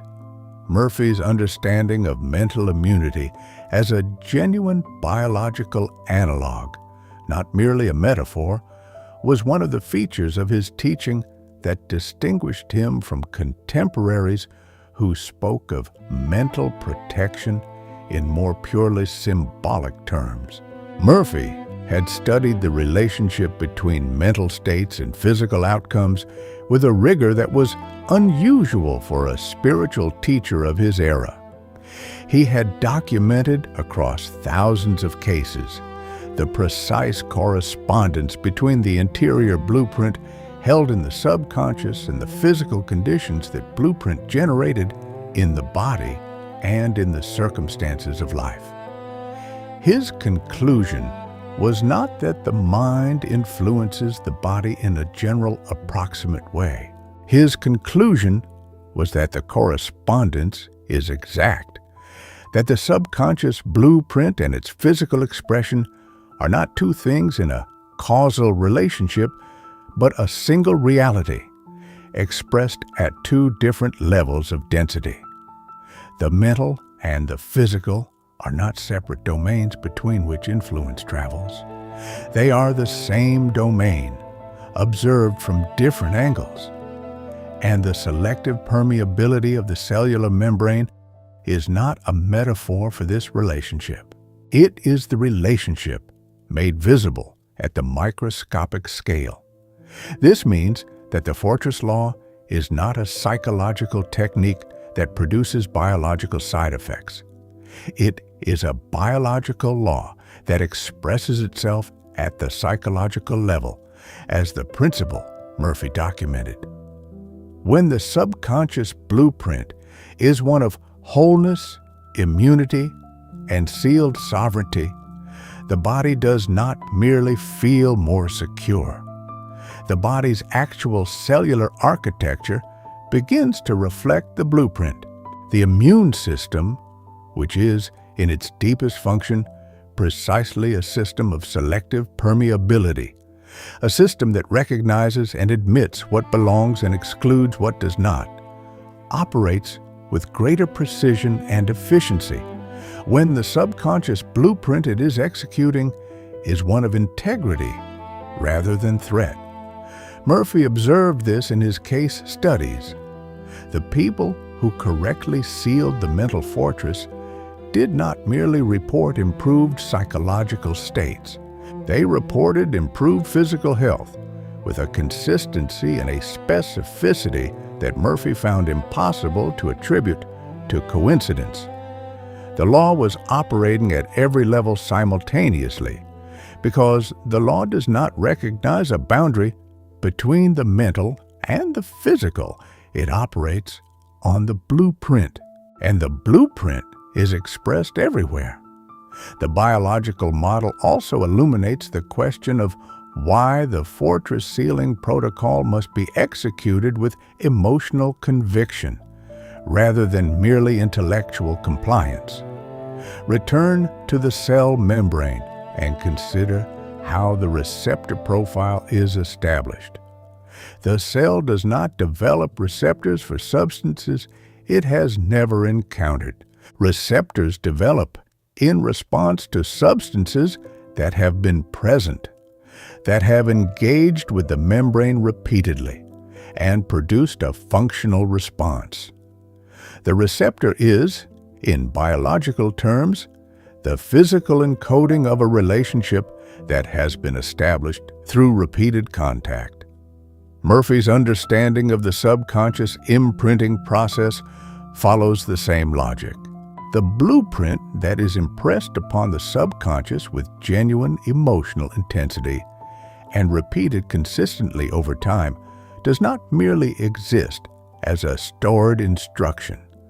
It becomes encoded in the architecture of the mind's responses, in the automatic reactions, the habitual perceptions, the instinctive assessments of incoming information. The repeatedly and emotionally impressed blueprint of the sealed sovereign mind eventually becomes the architectural default, the receptor profile of a membrane that no longer requires conscious instruction to exclude what it was designed to exclude. The implications of this biological correspondence for the practitioner who has been applying mental principles without achieving consistent results are precise and actionable. The inconsistency is not evidence of a law that operates irregularly. It is evidence of a receptor profile that is still in transition, that has not yet been established with sufficient consistency and emotional depth to function as the stable default architecture. Murphy's prescription for this transitional state was not to intensify the effort, but to extend the consistency. The cell membrane does not develop a stable receptor profile after 3 days of contact with a beneficial substance. It develops it after sufficient, consistent, repeated engagement that the architecture has time to encode the relationship. The same principle governs the subconscious imprinting process. The fortress sealing protocol is not a technique that produces results immediately upon correct application. It is a protocol that produces results with the inevitability of biological law when it is applied with the consistency that biological encoding requires. Murphy was not offering a shortcut. He was offering a map of the actual terrain. And the terrain has its own timeline, governed by the same laws that govern the cell's adaptive architecture. There is one final dimension of the biological correspondence that must be stated with full precision before we move to the evidential case study of this law in practice. The selectively permeable cell membrane does not merely protect the cell from external toxins. It actively draws in the substances the cell requires for its optimal function. The same membrane that excludes contamination is the mechanism through which nutrition enters. Selective permeability is not purely defensive. It is simultaneously receptive to exactly what serves the cell's purpose, in direct proportion to the cell's need for it. Murphy's fortress law contains this same dual function, and it is one of the most underappreciated dimensions of his teaching. The sealed mind is not merely protected from negative suggestion. It is simultaneously more receptive to the impressions, intuitions, ideas, and opportunities that correspond to its installed blueprint.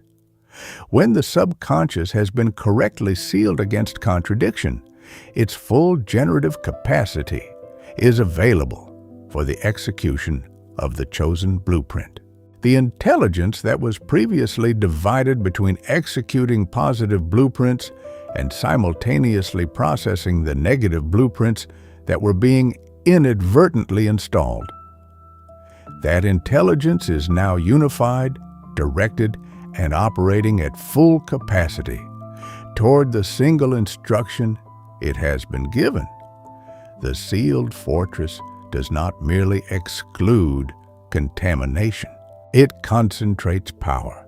There is a woman Murphy would have recognized immediately, not because her case was unusual, but because it was precise.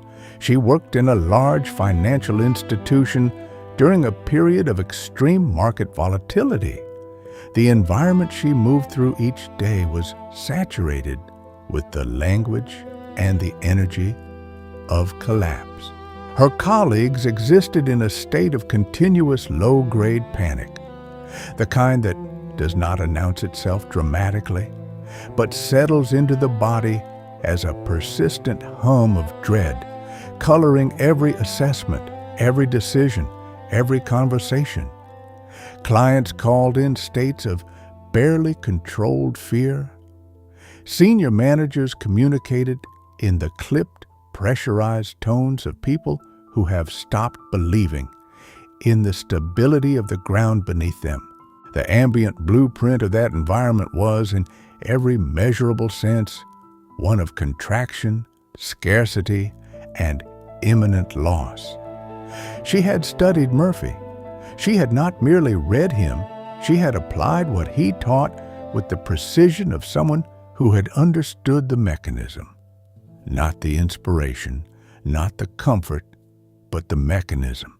And she made a decision that, to her colleagues, would have seemed either naive or inexplicable. She decided not to carry that environment home with her in the evening, not to suppress the fear she witnessed, not to pretend the volatility was not real, simply to refuse to endorse it as her own interior reality, to decline to install it as her personal blueprint. Each evening before sleep, she executed the protocol. She quieted herself. She established the baseline, complete, sealed, sovereign. She selected the single impression of inner security, not financial certainty about market outcomes, but the deeper, more fundamental certainty of a mind that knows itself to be impenetrable to external chaos. She held that impression with the relaxed certainty of something already true, and she issued the refusal decree each time throughout the waking day when the ambient fear of the environment presented itself for her endorsement, which it did continuously in every meeting, every client call, every hallway conversation. This has no authority here. I do not accept this as my reality. Not spoken aloud, executed internally with the calm authority of a gatekeeper who knows the law. The practice was not elaborate. It was consistent. And consistency, as Murphy always taught, is the operative variable, the single factor that determines whether the architectural change reaches the depth required to become the stable default.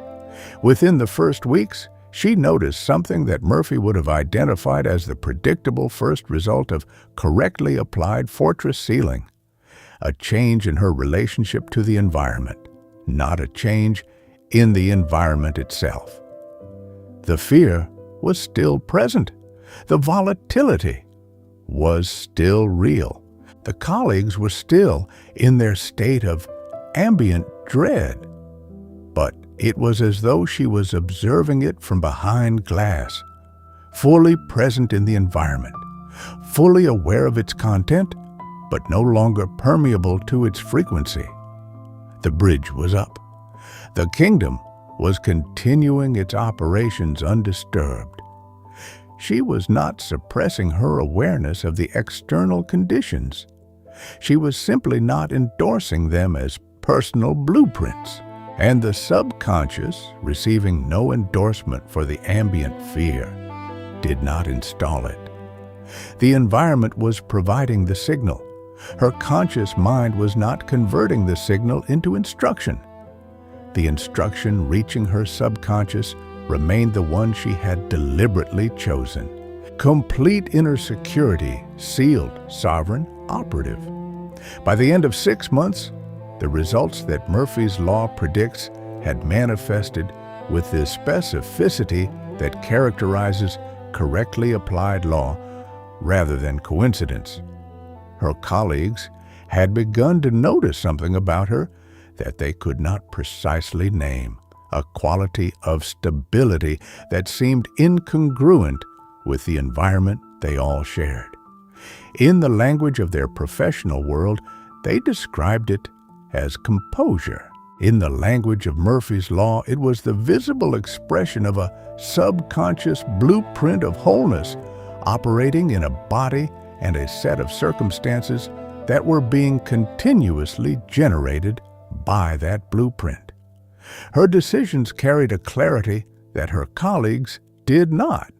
because her subconscious was not simultaneously executing a blueprint of scarcity and a blueprint of abundance. It was executing a single, clean, consistently endorsed blueprint of sovereignty. Clients began seeking her specifically, not because she had access to better information about market conditions, but because her presence reduced their panic. She was, without effort or performance, broadcasting the frequency of the blueprint her subconscious was executing. And people in the grip of fear are drawn inevitably and automatically toward the presence of a mind that is not in the grip of fear. The final dimension of this case that Murphy would have identified as the most significant confirmation of the law's operation was not her professional performance. It was her health.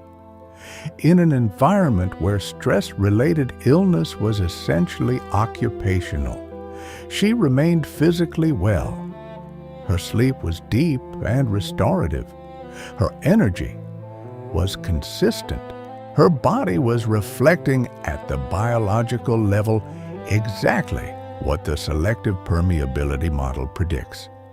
A cellular architecture that was executing the blueprint of wholeness and integrity, rather than the blueprint of threat and contraction that her colleagues' subconscious minds were continuously receiving and executing from the ambient environment. Murphy documented this somatic correspondence in case after case. The sealed mind does not merely produce better external circumstances. It produces a physically healthier body, not as a side effect, as the direct, mechanically predictable expression of a subconscious blueprint that is no longer divided between integrity and contamination. The law held, not because of any special quality this woman possessed, because the mechanism was correctly operated. The law always holds when the mechanism is correctly operated. That is what it means to be a law. This case is not extraordinary. It is typical of what Murphy observed when the Fortress Protocol was applied with genuine understanding rather than sporadic, effortful, hope-driven practice. The external circumstances of this woman's professional life did not change to accommodate her peace. Her inner architecture changed to exclude the external circumstances' claim on her inner life. And then, as always, as inevitably as the subconscious blueprint expressing itself in corresponding physical conditions, her external circumstances began to organize themselves around the blueprint she was executing. Not overnight, not by magic, by the operation of a law that has always been in effect in every mind at every moment. The only variable was whether the law was being operated consciously or unconsciously. She began operating it consciously, and the results were exactly what Murphy had said they would be: precise, specific, and entirely the product of mechanism rather than miracle. The invisible fortress is not a spiritual achievement reserved for the advanced. It is not the reward for years of dedicated practice granted to those who have earned sufficient metaphysical merit.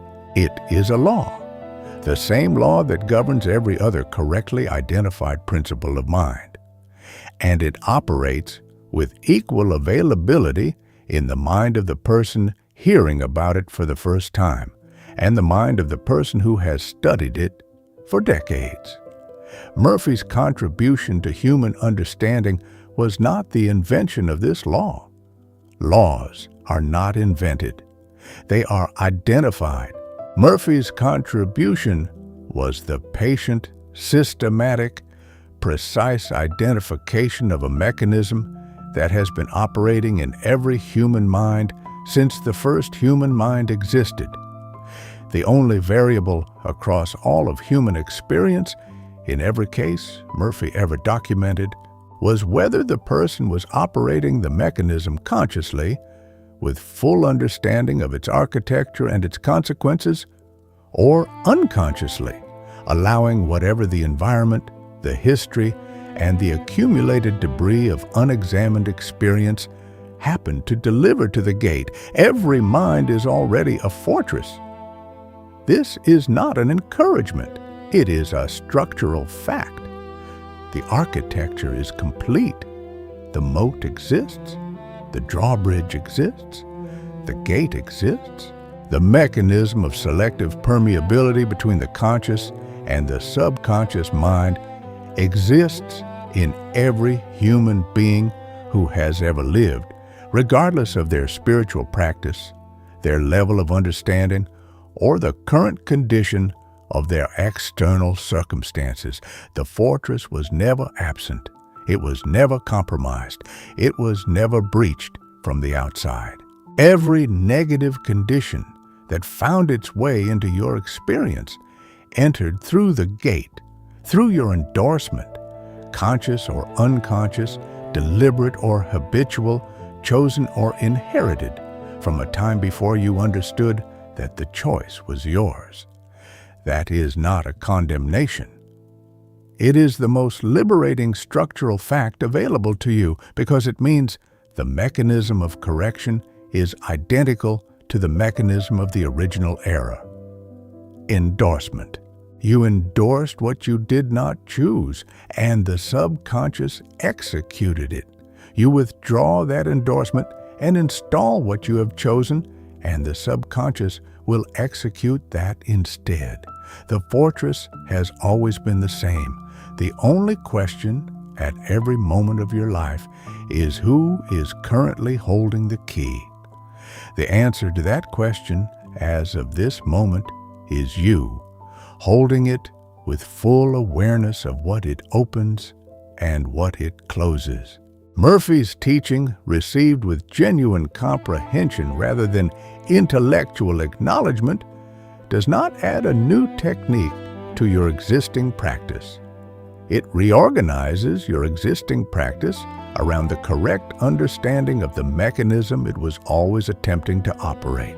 The affirmations you have used gain new precision when you understand that their function is not to persuade the subconscious through repetition, but to install a specific blueprint through the combination of emotional conviction and consistent endorsement.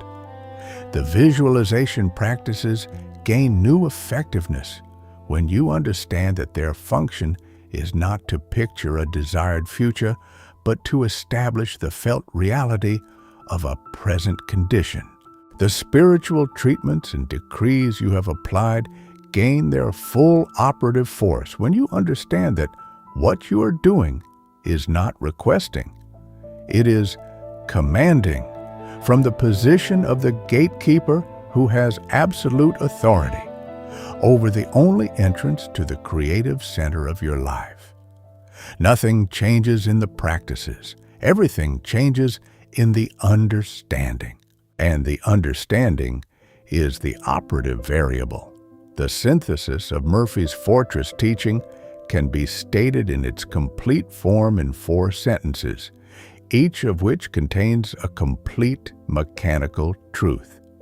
The subconscious mind is the generative source of everything in your physical experience. It executes whatever blueprint it receives from the conscious mind, without judgment, without limitation, and without error. The conscious mind is the sole gatekeeper of what reaches the subconscious, the only mechanism through which any suggestion from any source can enter the creative center. You, as the conscious mind's operative authority, have absolute power over what that gatekeeper endorses or refuses. These 4 sentences are Murphy's entire teaching, compressed to its essential architecture. Everything else, every protocol, every analogy, every case study, every specific instruction, is the elaboration of these 4 sentences into operative detail. The detail matters. But the architecture is 4 sentences. Know them with the certainty of law. Operate from them with the authority of the sole key holder. The fortress is sealed. The question that remains, the question that Murphy always returned to at the conclusion of his teaching on this subject, is not whether the law is true. The law is true. The question is the quality of the intention you bring to its operation, not the intensity of the desire. Intensity of desire, Murphy noted repeatedly, is frequently counterproductive. It carries the emotional charge of lack, of unfulfilled wanting, which the subconscious receives as a blueprint of deficiency rather than a blueprint of attainment. The quality Murphy prescribed was not intensity, it was certainty. The quiet, absolute, architecturally grounded certainty of a person who understands the mechanism completely and is therefore operating it without doubt, without monitoring, without the anxious checking that undoes the lock. Certainty is not manufactured. It cannot be performed. It is the natural consequence of genuine comprehension. And genuine comprehension is what this video has been constructed to produce. Not inspiration, not motivation, not the temporary elevation of emotional state that fades within hours of the content's end. Permanent comprehension of a permanent law. That is what you now hold. And what you hold with that quality of understanding, you hold permanently. You have never been as vulnerable as you believed. Every negative condition that found its way into your experience was admitted, not because you were weak, not because you were unworthy, not because the law was working against you, but because you did not yet know that the gate was yours to control. You were operating the mechanism without the diagram. You were executing a practice without the complete understanding of the architecture it was designed to operate. That ignorance ends today. Not gradually, not with progressive improvement over time. Today, in this moment of comprehension, the mechanism reorganizes around the understanding you now have. Because the understanding is not supplementary information added to what you already knew. It is the key, and you have it now. You are the sole authority over what enters the creative center of your mind. This statement is not a spiritual aspiration. It is a structural description of the architecture you were born with. No person in your life, regardless of the authority they hold in the external world, regardless of the emotional significance of their relationship to you, has any mechanism of access to your subconscious except through the gate of your conscious endorsement. No circumstance, however persistent, however apparently immovable, has any mechanism for reinstalling itself in your subconscious except through your continued endorsement of it as your permanent reality. No collective narrative, no economic consensus, no medical prognosis presented in the language of statistical certainty, no cultural agreement about what is possible for someone of your age, your history, your situation, has any authority in the kingdom of your subconscious except the authority you have granted it through the act of accepting it as true. Withdraw the endorsement. The narrative loses its mechanism of access. What has no mechanism of access has no power. This is not defiance. This is law. The years behind you, the years of practice, of sincere application, of studying and attending and reading and applying, were not wasted. They were the construction of the understanding that now, receiving this final piece of the architectural diagram, becomes fully operative. A machine built without the final component does not waste the components that were correctly assembled. It simply waits for the missing piece. The missing piece, for many who have practiced these principles for years, was not a more powerful technique. It was the complete understanding of the mechanism, specifically the understanding of what the gatekeeper's function actually is, what endorsement actually means, what the three fatal errors actually look like in the moment of their commission, and what the correct operation of the fortress sealing protocol actually produces when applied with consistency from the baseline posture of wholeness. You now have the complete diagram. The machine is complete. It will run now with a reliability you have not previously experienced, not because the components have changed, but because the system is now complete. Consider what this means specifically for the areas of your life where the gap between your understanding and your circumstances has been most acute.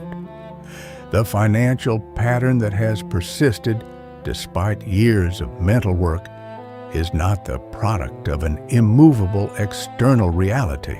It is the product of a blueprint that has been consistently executed by a subconscious receiving mixed instructions, sincere positive imprinting in the dedicated practice sessions, contradicted by the unconscious endorsement of the existing financial condition as permanent reality in the unguarded hours of worry, conversation, and anxious monitoring.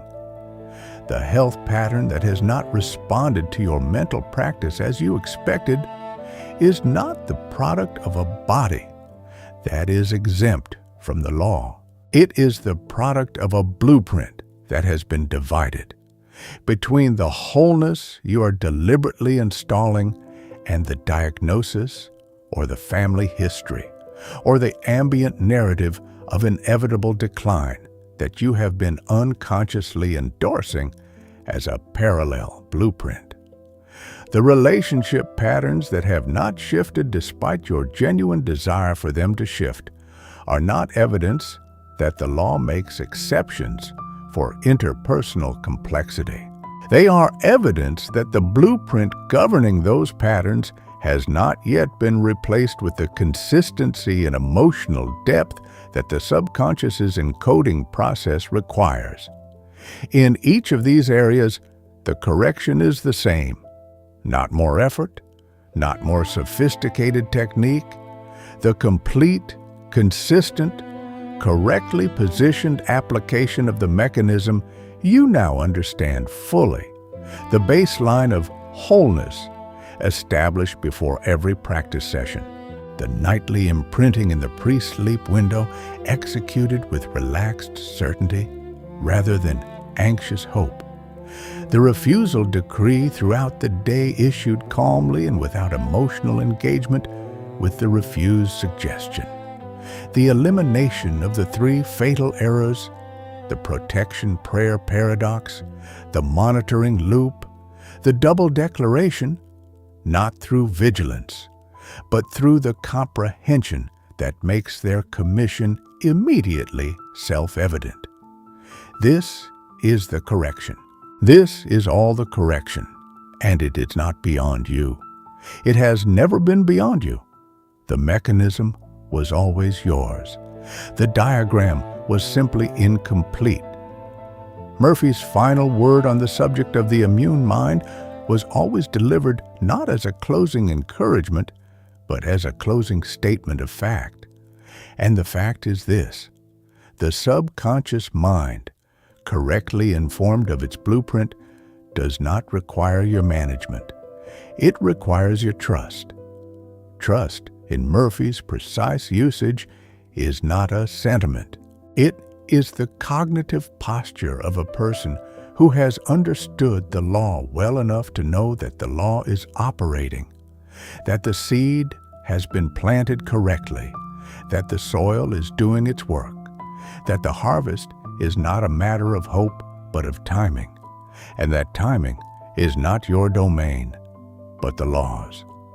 Seal the fortress, install the blueprint, issue the refusal, and then, this is Murphy's final instruction stated with absolute authority, go about your life as a person who already inhabits the reality they have chosen, not as a performance, not as a technique, as the natural behavioral expression of a subconscious that is executing without interruption, without contradiction, without doubt, the blueprint of the complete, sealed, sovereign mind. That is the master's posture. That is the operative condition of the law at its highest expression. And it is available to you beginning now, because you now understand what it is. The fortress is not something that will be built. It is something that has always been built. It is something you are recognizing in this moment as already complete.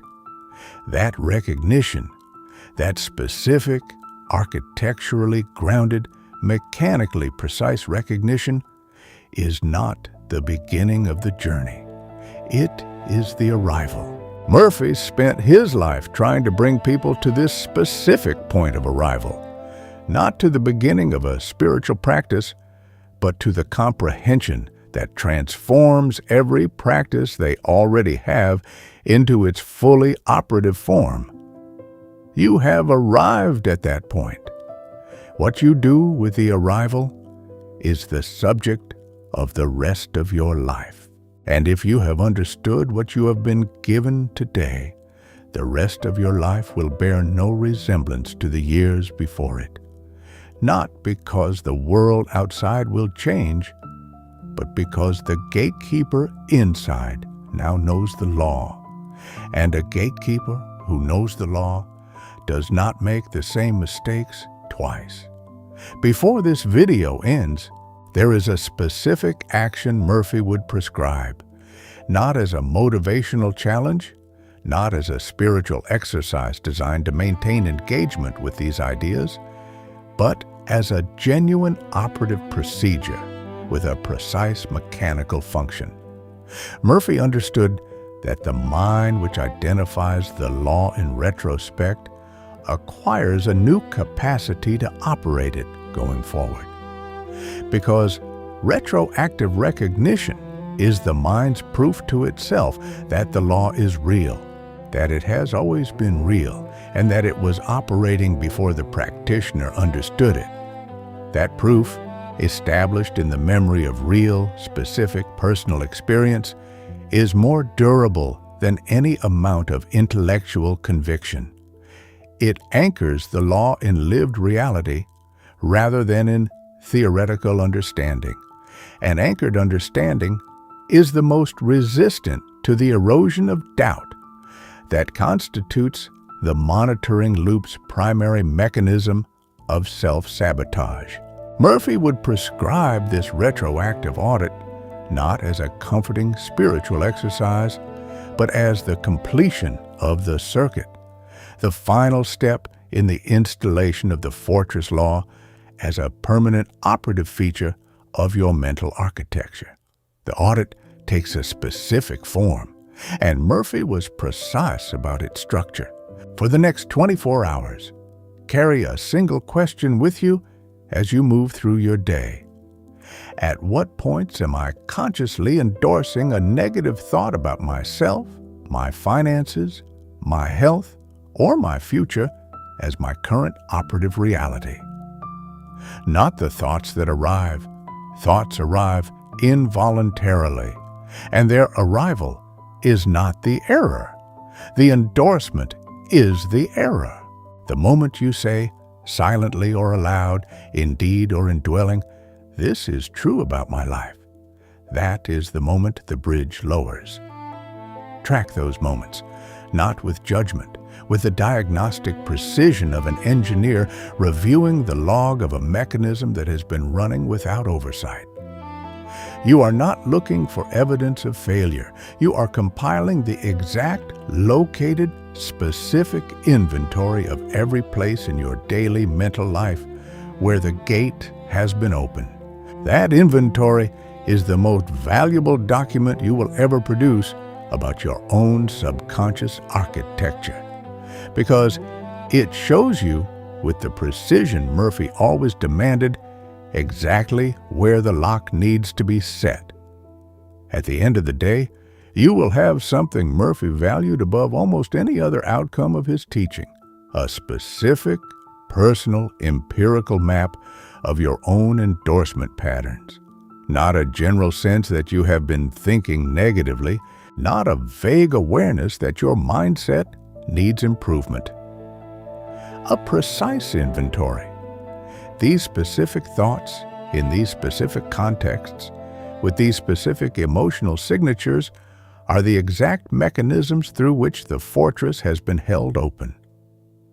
Starting tonight, before sleep, in the pre-sleep window, Murphy identified as the most critical gatekeeping moment of the day. Take that list, and for each item, issue the refusal decree.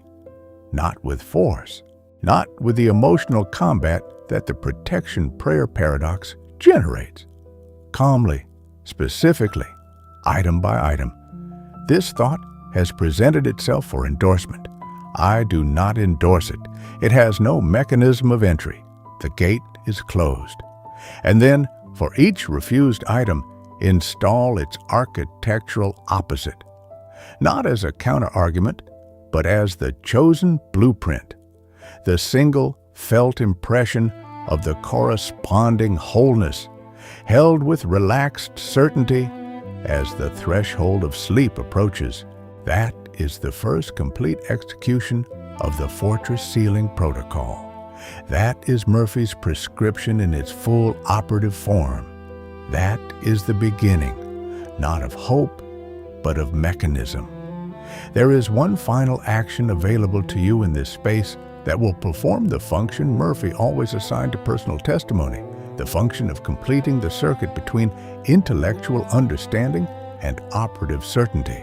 Think of one moment in your own life, one specific, personal, concrete moment, where Murphy's fortress law was already operating, whether you understood it or not at the time.